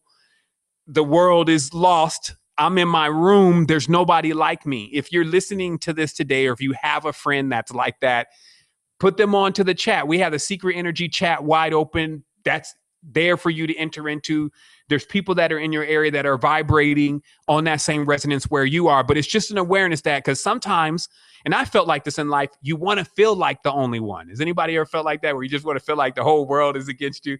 Like some people think that there's only one side of the consciousness that exists. I just want better things to happen for me. There is a side of the consciousness that says, I just want everybody to be a liar. I just want it all to be wrong and for it to be all over. It's kind of like an emo aspect of the consciousness, but it is resident there. I just want everybody abuses me and nobody is right and nobody is the truth. And you just want to sit in that for a moment, and that's okay. This is another thing about there's a falsehood, and we never go a show without mentioning this, but there's a falsehood that at every single point you're just supposed to be having a great time. This is a full spectrum, so it does mean at points that some stuff is going to get tore down. You're going to be sitting out there in the cold, and then you're going to get motivated to build a new thing over yourself that will be able to house you in the new container that you're in. And so this process of growth, yeah, it's a lot. I think the biggest thing that sometimes happens to us in this reality that we're in is that it's unfolding really fast. And it's like, well, I was just kind of like here, and then now it's demanding me to actually do something, and it's opening up all these powers and potentials. And all I was just trying to do is be here. And of course, we breathe in and we breathe out. So if you've been doing a lot of work on yourself already, you'll find that you're extremely stable in these circumstances and situations. But if you're just kind of beginning on this, you'll find that this is a bit turbulent. And that's, again, the reward. The more you put time and energy within yourself and your own being and connect with self, the more stable you become internally in dealing with what is to come. But don't slack off. And that's just a word to the wise. 2020 has delivered for all of us. Even though we say, oh, yeah, I'm prepared, I'm dealing with it. It doesn't mean that I'm like, whoa, what is going on? It's like you're being in a boat. You know how to work the rigging and do things, but you have to admit that the wind is pretty high and this could get you shipwrecked. But you know your stuff. You're working on your technique. So just remember in this that it's a serious thing to really be on point and to be in charge of your ship. Everything has generally that's important, imperative, has ship on behind it. Relationship, partnerships, mentorships. There's so many ships, but predominantly this vessel that you're in when you birthed, and this adventure that you're having on the great wild sea of the mother, and all of what's happening with our thoughts in our mind, which are like the movement of the waves where we can't see where it's going and where it's coming. All of this has come to actually be with us now so that we understand what we're involved in. So this next addressment, and this is, I won't say I'm on the fence. I've seen some things, and it's just, again, there's a lot of confusion out there. This is just a strict addressment. We don't have to spend a long time on this, but just to talk about, what are we really doing about supposedly this corona situation, or what they call the Rona. Is it really out there on a health level? Where should we really be at in relation to something like this? Is there anyone that of the key makers that have already kind of done their homework and deep dive about the situation and have some recommendations for how we should be really dealing with that situation, since that was something that came up? I'll jump into that one. And I do want to address too, just in our previous conversation where we were talking about so much about decision making and deciding. And I think that it's very important for all of us to remember, just as Sister Niva was talking, and we've all been talking about it in Sevan, that sometimes you feel forced into a decision, or you have this, you feel like you have to do something. And this is where I think that term holding space can really come into play for a lot of people, where maybe you're not sure what it is you want to do, or you haven't even made up your mind yet, right? Or you are still in the moment of mystery. And that is a very valid space to be in. Holding space and living in the mystery is doing the work. That is doing the work. The work doesn't always have to be this physical action or getting out there and marching and so forth. So holding space when you don't know, or you're not ready, right? That is important and valid. And it speaks to this idea of boundaries. And Sevan, you were talking about this with the, the notices that you're getting everywhere in the video games and in the media feed. You cannot turn on anything practically and not see anything about Corona or about the Black Lives Matter, the George Floyd incident, and so forth. So it's very important here that you do shore up your foundation, right? You make the choice about your consumption. This is conscious consumption. 101, turn it off, right? Turn it off. You don't have to listen. You don't have to read it, right? And you can hold the space and still be doing something. Much of the work that we all do here is on a level that's not physical, right? We move the souls, we move the energy, we can feel it. I get angry, I just cry, right? That's kind of how it manifests in me. I'm such a sensitive that I can feel the pain from everywhere. So it's very difficult for me to take a side because I feel every side. Right. And this is once you, sort of admit to, hey, this is just the skin suit, and everything else is, so much bigger. Right. So I love the idea of, holding space is an action in and of itself. Right. So I just wanted to say that. And then regarding the corona, so as you know, I'm a wellness clinician, right? I have been steeped in this you know, pretty much since the time I think I could feed myself, probably. Very much into health and science and this wonderful ecosystem that we live in that is filled with bacteria and viruses and all sorts of unknowns, right? And germ theory is something that has come into being to us, you know, over the last 100 or 200 years now, you know, where we have a much better idea of hygiene and how to keep ourselves healthy. And I'll just say that one of the biggest concerns I have and flags that came up for me instantly around the whole coronavirus piece is that it was never about staying healthy. It was never about eating right, getting exercise, getting out there in the sunshine, you know, hey, you're healthy, you're not getting this, wonderful, keep it up. It was instantly about get inside, you know, be in fear, you're going to catch it, wear the mask, right? So there's, I feel like the healthy, those of us who are healthy, and which is, you know, 99% of us, right? 99 point, however many of us there are now, you know, our bodies are amazing healing machines, right? And we are built to heal ourselves. And that message, I feel like, was never given. So the best things that we can do have been, you know, just the very things that they've talked about, keeping your hands washed, you know, and being, I have not behaved any differently, as a matter of fact. And the mask businesses are disturbing to me. It is, I'll just admit. I don't like the idea of closing off my throat chakra. I don't like the idea of, you know, closing off my gateway to my truth. I find that in the very beginning of this, there's just been so much, right, with the numbers and, but ultimately what it's been is a huge pull, right? Like, to reference what Jeanette said, a worldwide movement. And whenever we see something of this magnitude worldwide, I mean, think of the energy behind that, right? This is big. This is big. There's something big happening. And I don't really think it's Corona. You know, I think it's bigger than this. And so I just really am looking as we sort of re-enter, and the hypocrisy and the paradoxes run rampant. And I think from the Floyd incident to the, you know, the coronavirus system, the melting down of our medical system, it's really pretty much collapsed, you know. And as we have said, we have been saying the system isn't, the foundation isn't strong, the system is crumbling, right? We've all been saying that. And so now we do the work where we've stepped out of the box, we've stepped out of all the boxes are crumbling, and we hold the space, right? Because we want to be very careful not to jump into the next box that they've opened up for us. So that's where I'll take it leave it for another, thank you. Thank you so much also for that. Like, I just really vibe with where you go with your conversation. And I did want to just take a moment, you know, sometimes they have commercials on some of these shows. So this will be like our little commercial moment. And it's just to also bring some awareness to that we've created some pretty amazing solutions over at Secret Energy as we continue to build the world's first subconscious and conscious ecosystem. I mention it that way now because somebody was like, but the subconscious is where we're at. So because we're calling ourselves conscious, this is why we're not there. I said, you may be right on that one. I guess I could just add one more word. Okay, the conscious and subconscious ecosystem, but it's happening.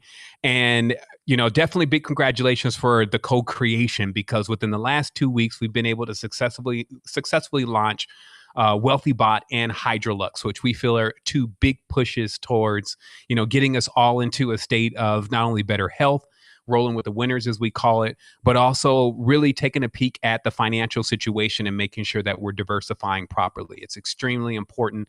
You can't say that what will stand and what will be reduced. You can only have your hands in enough pots to where if something does go away, then you still have something else. And so we always have some strong financial education going on. And this time it's WealthyBot. You could check that out on your own time. I won't kind of say anything beyond you can make money while you're asleep. You could check that out at wealthybot.io. Also, we have Hydraluxe, and this is a big part of our affiliation because we've been really working to put something in play that will not only have very strong commissions around it, but will be our flagship item, something that we can literally say is homegrown and ours built from scratch. And so we've been able to accomplish that with Hydraluxe, and this is obviously a molecular hydrogen generator. just so many benefits to something like this. Lots of research, all done by chemists and doctors all around the world.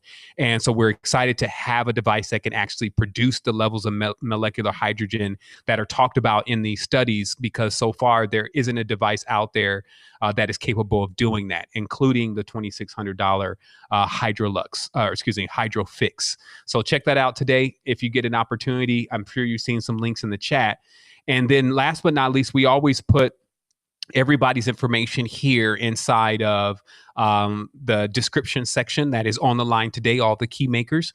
And so that will be going up the moment that the video goes in, finishes its post-production and comes back around. And so if you want to check out any of the key makers and many of the things that they're doing, we welcome you to do that. So I also want to go ahead and keep going with this. We have a couple more questions. We'll probably take it to the top of the hour, which will kind of pull us out of here around 12 o'clock. So we have roughly 25 more minutes. We may activate rapid fire. I need a little sound effect for that.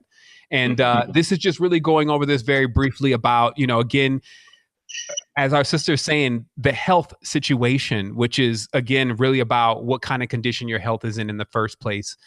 We can find that we learn more about the external things than we do about our own selves. Like, where's your pancreas? Point it to me. Show me. Where's your heart? Show me, point to it. So we have a lot of knowledge about different things that are happening in the world, but little knowledge about ourselves. And that's where it really counts. And so just really being aware that a lot of this stuff is kind of like a perfect storm, especially for certain health conditions. I brought up kind of right before all this happened about how the diet in Italy was like, really, really one of those, like I had made a list and I call it the 4 deadly foods. And I noticed that every single thing that they really love the most in Italy is what they eat. And this, of course, is the things that contain a lot of vinegar. Vinegar is an extremely powerful healing agent, but when it's used just every single day, it will take your pH balance onto the whole different level. And this is what we even use to change pH balance. So lots of olives, lots of vinegar and vinaigrettes and these kind of things can take their toll, especially when mixed with tomatoes. I saw this crazy video on YouTube that keeps popping up on my page. I hate it, but it's a guy that says, watch what happens when you eat a tomato to a person that has arthritis. And I'm like, man, we've been doing that for how many years? Y'all bringing it in as a pay-per-click. But anyway, yeah, the deadly food, sauces and these kind of things, this stuff adding to your diet does hit your vibration in a certain way. And I always felt that, especially when this whole thing with the Rona exposed itself, it was like logistically, you couldn't really pin it down and beyond what you just saw in the public that it came from this factory and whatever. But when you looked into the actual paperwork, that's not what the indicator was, almost to indicate that it was actually in the bodies already. And it was somehow triggered. And I believe that, especially from the stuff that was seen in Coldus Alimentalis and Agenda 21, that many pathogens have been introduced and viruses have been introduced to the body that were somewhat on a time and a resonance release. And what that literally means is that, hey, it becomes active at a certain point based on a certain level of vibration. I've kind of more defaulted into something like this now as being the origins and the existence of this, because I've still been noticing those of us that have been vibing high. I don't have anybody in my circle that says that they have it. I have some people that know some people, but nobody in this circle of resonance has it. But that could be also a direct product of us keeping really good health and keeping our mindfulness around vibratory energetics.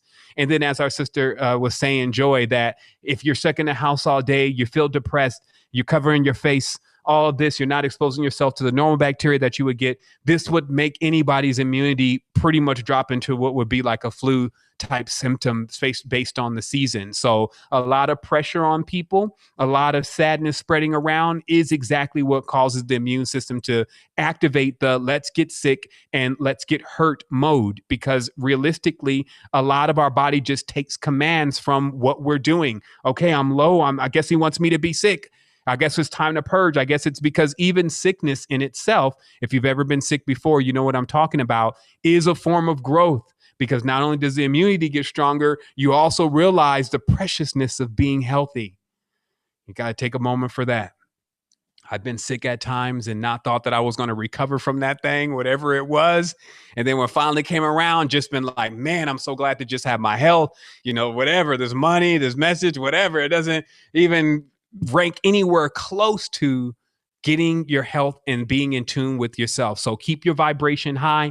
And remember, that does have a lot to do with what you're consuming through all orifices, ears, eyes, mouth, You know, as our sister said, this is a conscious thing. When you go and you watch something that you know you're not prepared for, you're going to jump into like it's a novella or a soap opera. And this is the real thing. We're not telling you that you got to put your head in the sand and not see anything else. But if you observe yourself, like our brother was saying, he heard, you know, a kid was coming, I just want to live. And then that was enough to push him downtown right then. If you are that kind of person, you do need to be on point about what you're consuming and what that may cause you to do, because many times we're propelled by the energy that we feel at the spur of the moment, right? And so, and also remembering that we work with the body's framework, and we've really been tapping into the nanocolloids really heavy and their benefits. And we have the nanocolloids and nano zinc on deck. You can easily put a spray bottle. I was going to show everyone to put a sprayer on top of that bottle as far as silver is concerned. And then you're not wiping everything down with something like bleach, where there's another effect of just having those kind of noxious fumes in the environment and on the countertops, etc. So utilize colloidal silver and things of that nature, which are completely non-toxic and can also be ingested and not cause any problems. So be, you know, on point with how you're dealing with the situation with the bacteria. Is there anyone else that wants to say anything in relation to the Rona at all? Wholeness, family. Yeah, just to say to everybody here that to have no fear just about the times that we're in. The fact that you're on this call means that you're already in a level of awareness. There's so many billions of people on this planet. And the fact that you're here receiving this message is quite profound. And when it's times like this, that whether you look at it as an installation of another program, or they're, you know, shaking the wasp's nest again and everything's getting rolled up in the collective consciousness that we're all tied into, it's times like this that I connect back to the earth, and also look to the First Nations people of different communities that I'm able to access and be welcomed by. And recently, when all of this started to kind of pop off about the coronavirus, I started to get in contact again with some of the chiefs from some North American or Native American church communities, and South American as well, and First Nations Australian. And what they said, especially yesterday, we had a call, and the first thing is your immediate family unit, and your community. And if that's well, your world is well. So while there is so much stuff happening in the collective reality, if that's not happening in your immediate reality right now, whether it's you've got the Rona, or you've got someone's knee on your neck on the street, or it's a police officer, like, a lot of the experiences in the reality are so diverse that it's so easy to tap into them, because we're encoded, we're hardwired to be empathetic beings. Not only an ancestral play that's been going on since, you know, what's happening at the moment in the reality is you know, a very insidious subversive system. It's like a disease, a sickness that the First Nations people call us. It's a sickness that first they say came into the white man first, but then eventually came into all people. And this sickness is a sickness of the consciousness. It's a separation. It's an attachment to the ego that then drives in to take power and to like divorce and separate forces. And we're living in a world that there's been a very long process of control and domination that has ultimately been through the use of, you know, subversive, defunct worship and rituals through entities and energies that we have to call it with what it is. It's satanic worship. And we're living in a reality where these demons have been called into this plane. And we're living in a world where a lot of these have come to make their beds in many houses in the worlds that we live in different institutions and military industrial complexes and pharmaceuticals and religious, in the whole gamut of our experience. And it's not to have fear of that, because if you're just coming into this awakening, just have strength and courage in knowing that this has been going on for a very, very long time. You know, from different, whether you're, you know, the Portuguese before the Dutch came, or the First Nations Australians before the English came, or you know, you're the Africans before the Europeans came. Like, this is a very long story. And as we said before, obviously time is speeding up. So this kind of pain and suffering that's been going on through humanity is a very long story But as Sevan said, you're hardwired to know how to overcome this. You're already accessing your ancestral power. This is not new to you. Even if you're living in the suburbs and everything's been pretty good and you're dealing with, you know, a pretty good life. You know, you got food, you got water, you can do all of these things, you got access to the internet. Like, you're already in, you know, you've won the life lottery, right? So the fact that you can tune in to the soul family at a level that's ancient, like we're talking millennia old, and now this is the game plan that we're living in. Your consciousness is energy. Where you invest your consciousness really does create your reality. If you're coming into this awareness now, like, that's very powerful. Some have been in it for a long time. Some are just coming into it. Some won't come into it at all this lifetime at all. And this is a reality that we're living in, that the vast majority of consciousness is very much of a herd mentality. And it might feel confronting and isolating to kind of feel like you're yelling out the window to nobody that's listening, especially if you go down the wormhole, you know, hold on to your hat, Dorothy, Candace is going bye-bye. And there's plenty of that down there. Young Pharaoh, YouTube recently did a whole, you know, deep dive into the reality that we're living in now about what's moving behind the scenes and this whole shebang. But the truth is, it's what you are experiencing in your immediate reality that's going to determine where you're going. What can you do right now? You can focus on your health. That's the best vibrational experience that you know. If you're feeling well, if you're feeling vital, if you're walking out the front of your door and you're whistling a tune because you're not being shot at, you're not being, you know, pulled over, you're not being, you know, having food taken out of your mouth, like, you're probably living a pretty good life. So if that's the case, how are you creating? Who are you connecting with that are vibing on the same level, that are empowering each other?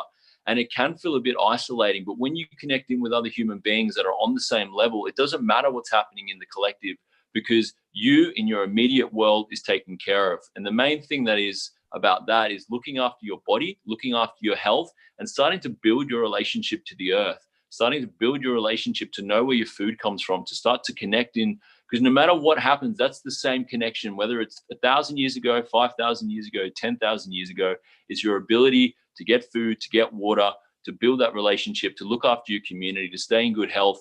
And then now, with the time that you've got, start to look at the resources that you've got through your life to build and create systems, skills that you can exchange, currency, start to build that financial model. Like, this is a long-term game. What's happening in the world with Corona, it's a real virus. It is actually out there. But the fact of the matter is, the tide's already turned. There's 365 days in a year.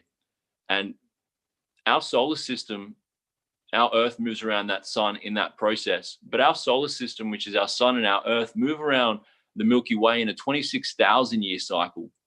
Right? We're in a new age. We're actually moving into a place of high vibrational energy within our own cosmos. Zoom out for a second, as Sister Nia said, and start to see that despite what's happening at the low level and going on in the collective, there's actually a larger celestial process happening. And then on top of that, when you start to see the specifics, and this is what metaphysicians and this is what deep adept knowledge is when you see something occurring in the collective, even the words that people are saying, even the symbols that people are saying, there's like puppet strings going on. There's zoom out for a second. There's a higher experience going on. And what I've seen is just a very weird ritual, satanic ritual that's going on, with people being gagged, people chanting they can't breathe, people posting black cubes everywhere with the Saturnian energy coming into this plane. We're actually living and breathing in an era it's out in the open. There's no more hiding things. You can go and find websites of these beings that are out there that they worship. Like, it's all out. The cat's out of the bag, as they say. So if there is an agenda, are you going to play into it by spending your consciousness and energy going on video after video after video after video and it drilling into you? Or you're actually going to pull back and go, yeah, cool, that's happening, but where's my energy being invested? And that's the main thing I wanted to say there. So just step back, take a breather. This is a long haul journey, and it's fucking weird, you know, but make your life work for you. Make it feel good for you. Make yourself feel proud that at the end of the day, as Sevan said, at the end of this life, all the characters go back into the box, and there is an auditing system in the universe. And these beings know that. They try not to know it, and they're trying to go against it. But the truth is, there is an auditing system, and everything is going to be checked, resolved, right? But we're talking about eternity. What does that look like? It's so hard to conceive of. So just focus on the eternity that you have in the now moment, in the beautiful and the beauty that you can create in your life. And for me, that's connecting to First Nations people. It's learning more of the land. It's learning more of the elements, learning more about how that can teach us strength, because it is strength that we will endure. All humanity, we're all indigenous to this earth planet. And that's the main thing. The great thing that I can see for this is this strength of gumption. Every being, every person on this planet has had to deal at some level in their life a challenge. And through that, they learned a gift to endure and to strengthen, and that becomes their foundation to build upon. So the waves already come through humanity, and we're shifting into a new age. Are you going to look at what's already gone behind you, what's already broken behind you to start to see, look at all the details of it? Or are you going to start to prepare and get yourself in line for the wave that's coming through? Because it's coming, and you need to prepare yourself. And there's no rush, there's no race. Focus on you, focus on your energy, and everything will be taken care of. Wholeness. Wholeness. I mean, what do you need to even say after that? That's it. That's all y'all get today. Keymakers out. Definitely beautiful, brother. Thank you so much for, bringing us all into, this 360 perspective. Like, man, Keymakers, stay on point. Like I said, I'm sure those in the chat feel, they're getting it all the way around. So if there's something in your consciousness that's still not clicking, then, it's already clicking probably at this stage. I definitely wanted to just respect the time. We are for sure going to come in here next Sunday. We got about 10 more minutes in today's conversation. We had about 3 questions left, and it probably took us like 3 hours to get through one question. But I did want to make sure that we cover at least a little bit of what we really, any of these final topics that we wanted to get around to. And one of them was just the state of the economy and politics in general. And I guess we'll just leave Grime to keep doing her grimy thing. That there was a mention here again that, there's this selling of the soul that is now taking place in the reality. And this seems to be directly tied in once again to that Elon Musk faction at this time with, the AI and the artificial intelligence. And again, it just kind of speaks for itself. I like what the brother said, that everything is really out in the open, and it's just about you in this point saying, hey, how much am I going to keep ingesting in this before I actually go and get myself together? And even us here today, the spectrum is to actually dive into that for a moment to make you aware that we're not completely alienated from what's happening in the reality, but we are really what's happening. We really dig into projecting ourselves and actually creating the life and the future that we love and we want to deal with one moment at a time, which is where we're at. And but I will speak very directly just to just politics, because that's kind of easy for me, is just understanding that when you're coming into agreements, as our sister Wigeby was saying earlier, like when you take on that title, and now, you signing on the dotted line in your mind and saying, okay, that's me, that includes me, or I'm going to go and choose this team, as our brother Curtis was so eloquently putting earlier about, I'm with the Packers. Oh, shoot, I'm with the Lakers. Or you with the Bulls? I guess we ain't supposed to get along. And just the continuously subscribing to things that create internal energetic upheaval is not a good idea right now. And it's interesting, again, because we're setting a new foundation as one is crumbling. So the last thing you want to do is upset yourself. So just be on point. And again, any of the Keymakers will be able to speak at any of these topics. Just kind of closing down here a bit. And lastly, just in relation to the economy and what's going on, like obviously we see a lot of play going on. We knew play was going on. We knew we were printing kind of infinitely from the fiat register. But the reality is that now that is also become way more apparent. And other countries, if you don't study world economies and international economies, are really getting fed up of being taxed on the dollar. Just so you understand that in other countries, when they want to buy oil, they have to buy it in the dollar. When they want to buy resources, they have to buy it in the dollar. And the dollar has a certain tax on it from the exchange. And that's how they make sure they always get paid off of the money. It's just something that's in there. And that's predominantly how the big money is continuously churning and making more money for them. And also they can keep control over certain things. And so in the world international,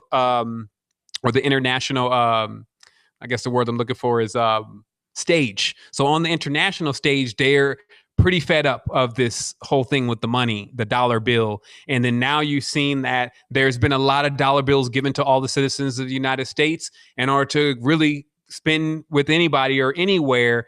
And that just makes these countries more like, well, they're printing money and they're buying our stuff with it.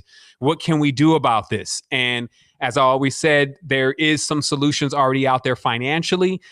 First, you should start looking into your own personal sovereignty internally, spiritually, because that kind of creates the one externally that you need to get into.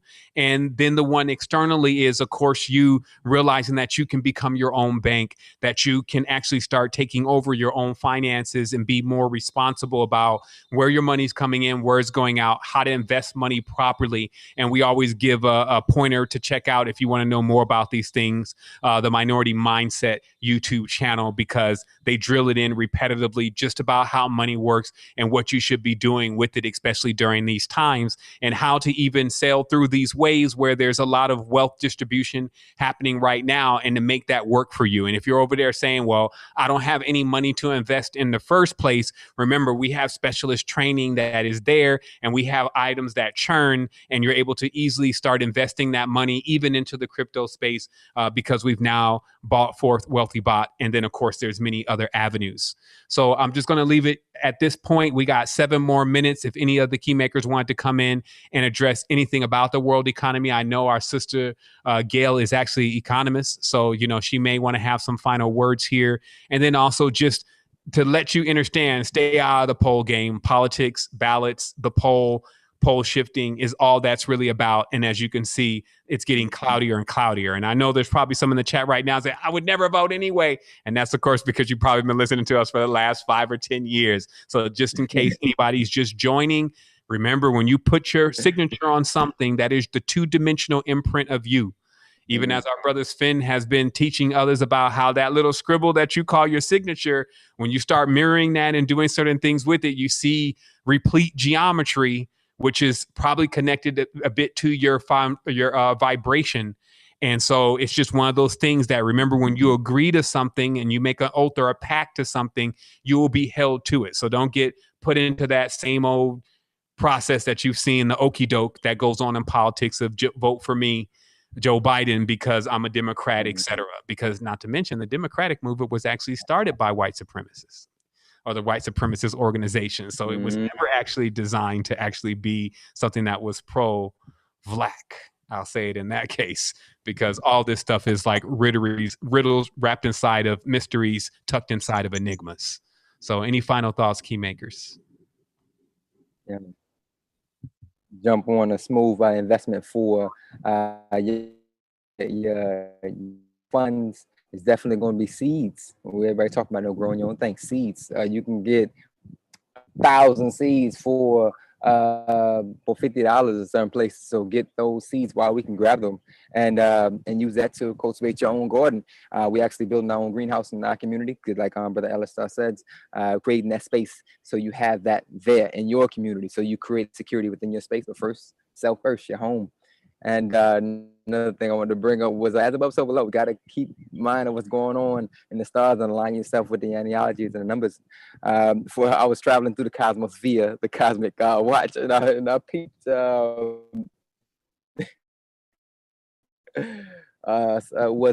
It's out there and it's here as well. So as above, so below. So this be and this is a small constellation within the northern celestial hemisphere, but it's here too. So there's nothing new under the sun. So tap into the spaces so come forth at you within these black holes or the screens that come through. So wholeness, keep the balance. Find us at onetribe.io. Wholeness. I also like what the brother said. Remember, Earth is a quantifier. So you plant one seed, you get abundance. And then also remember, your money is also seeds too. So where you're putting that also is going to either reap what it is, what's put in. It could grow into a tree or it could wither into a weed. Just remember that. Has anybody else got any more comments on what we've been speeding through today?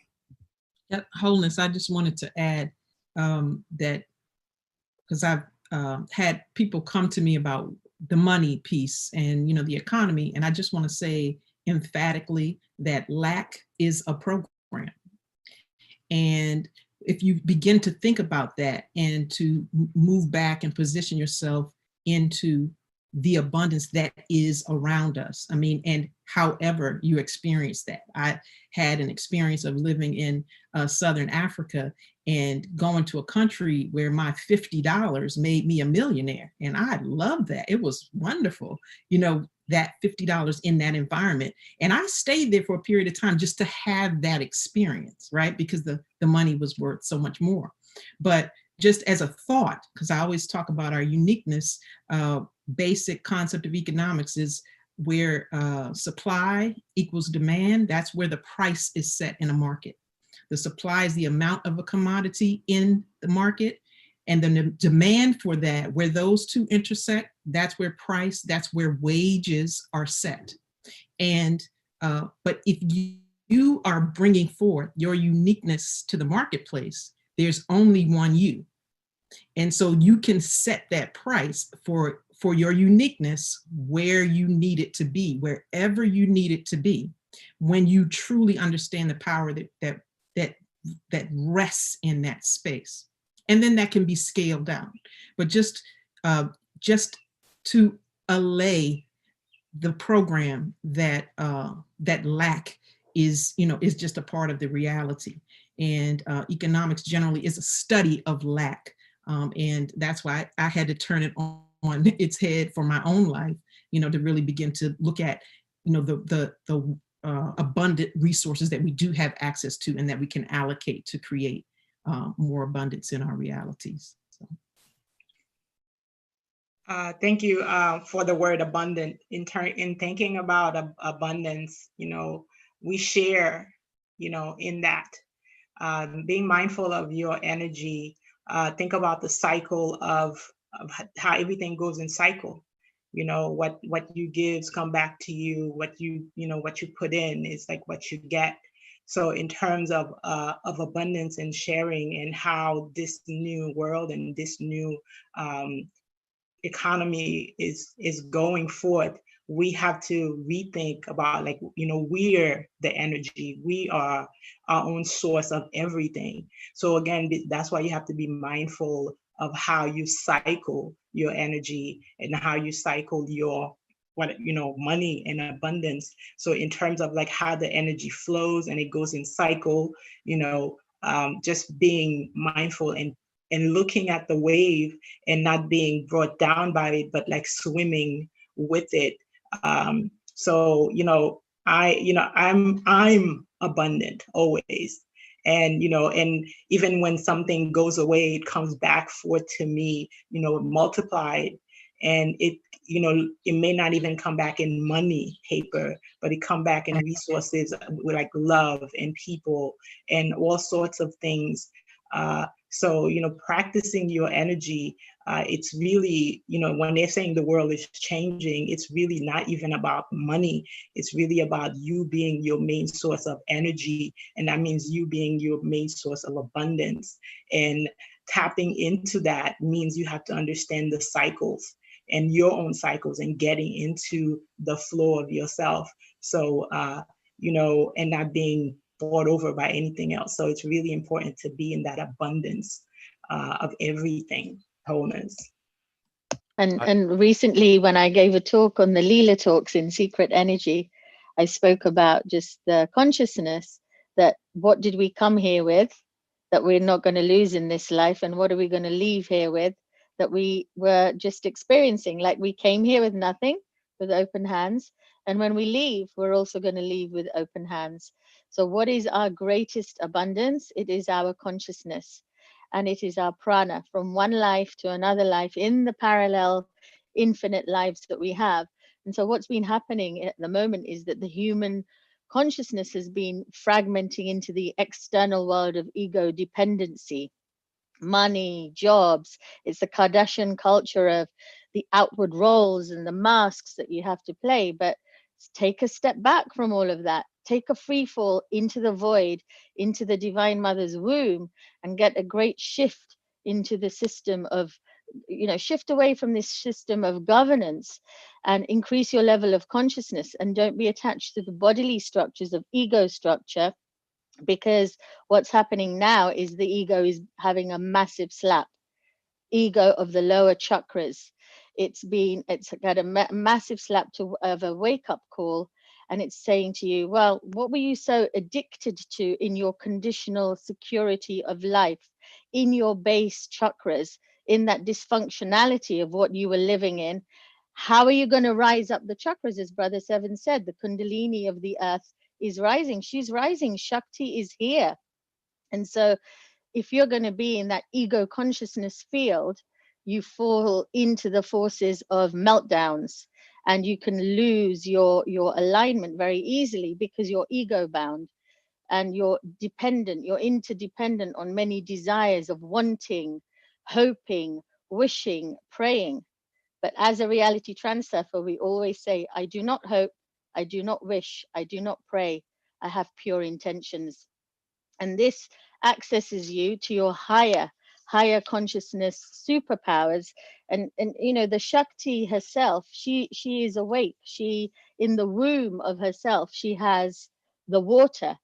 She has the oasis of the water within her, which is eternally yours if you access it, so that in that presence, in that silent space, you can then distribute that essence to others who are dying of thirst in this moment on this planet at the moment.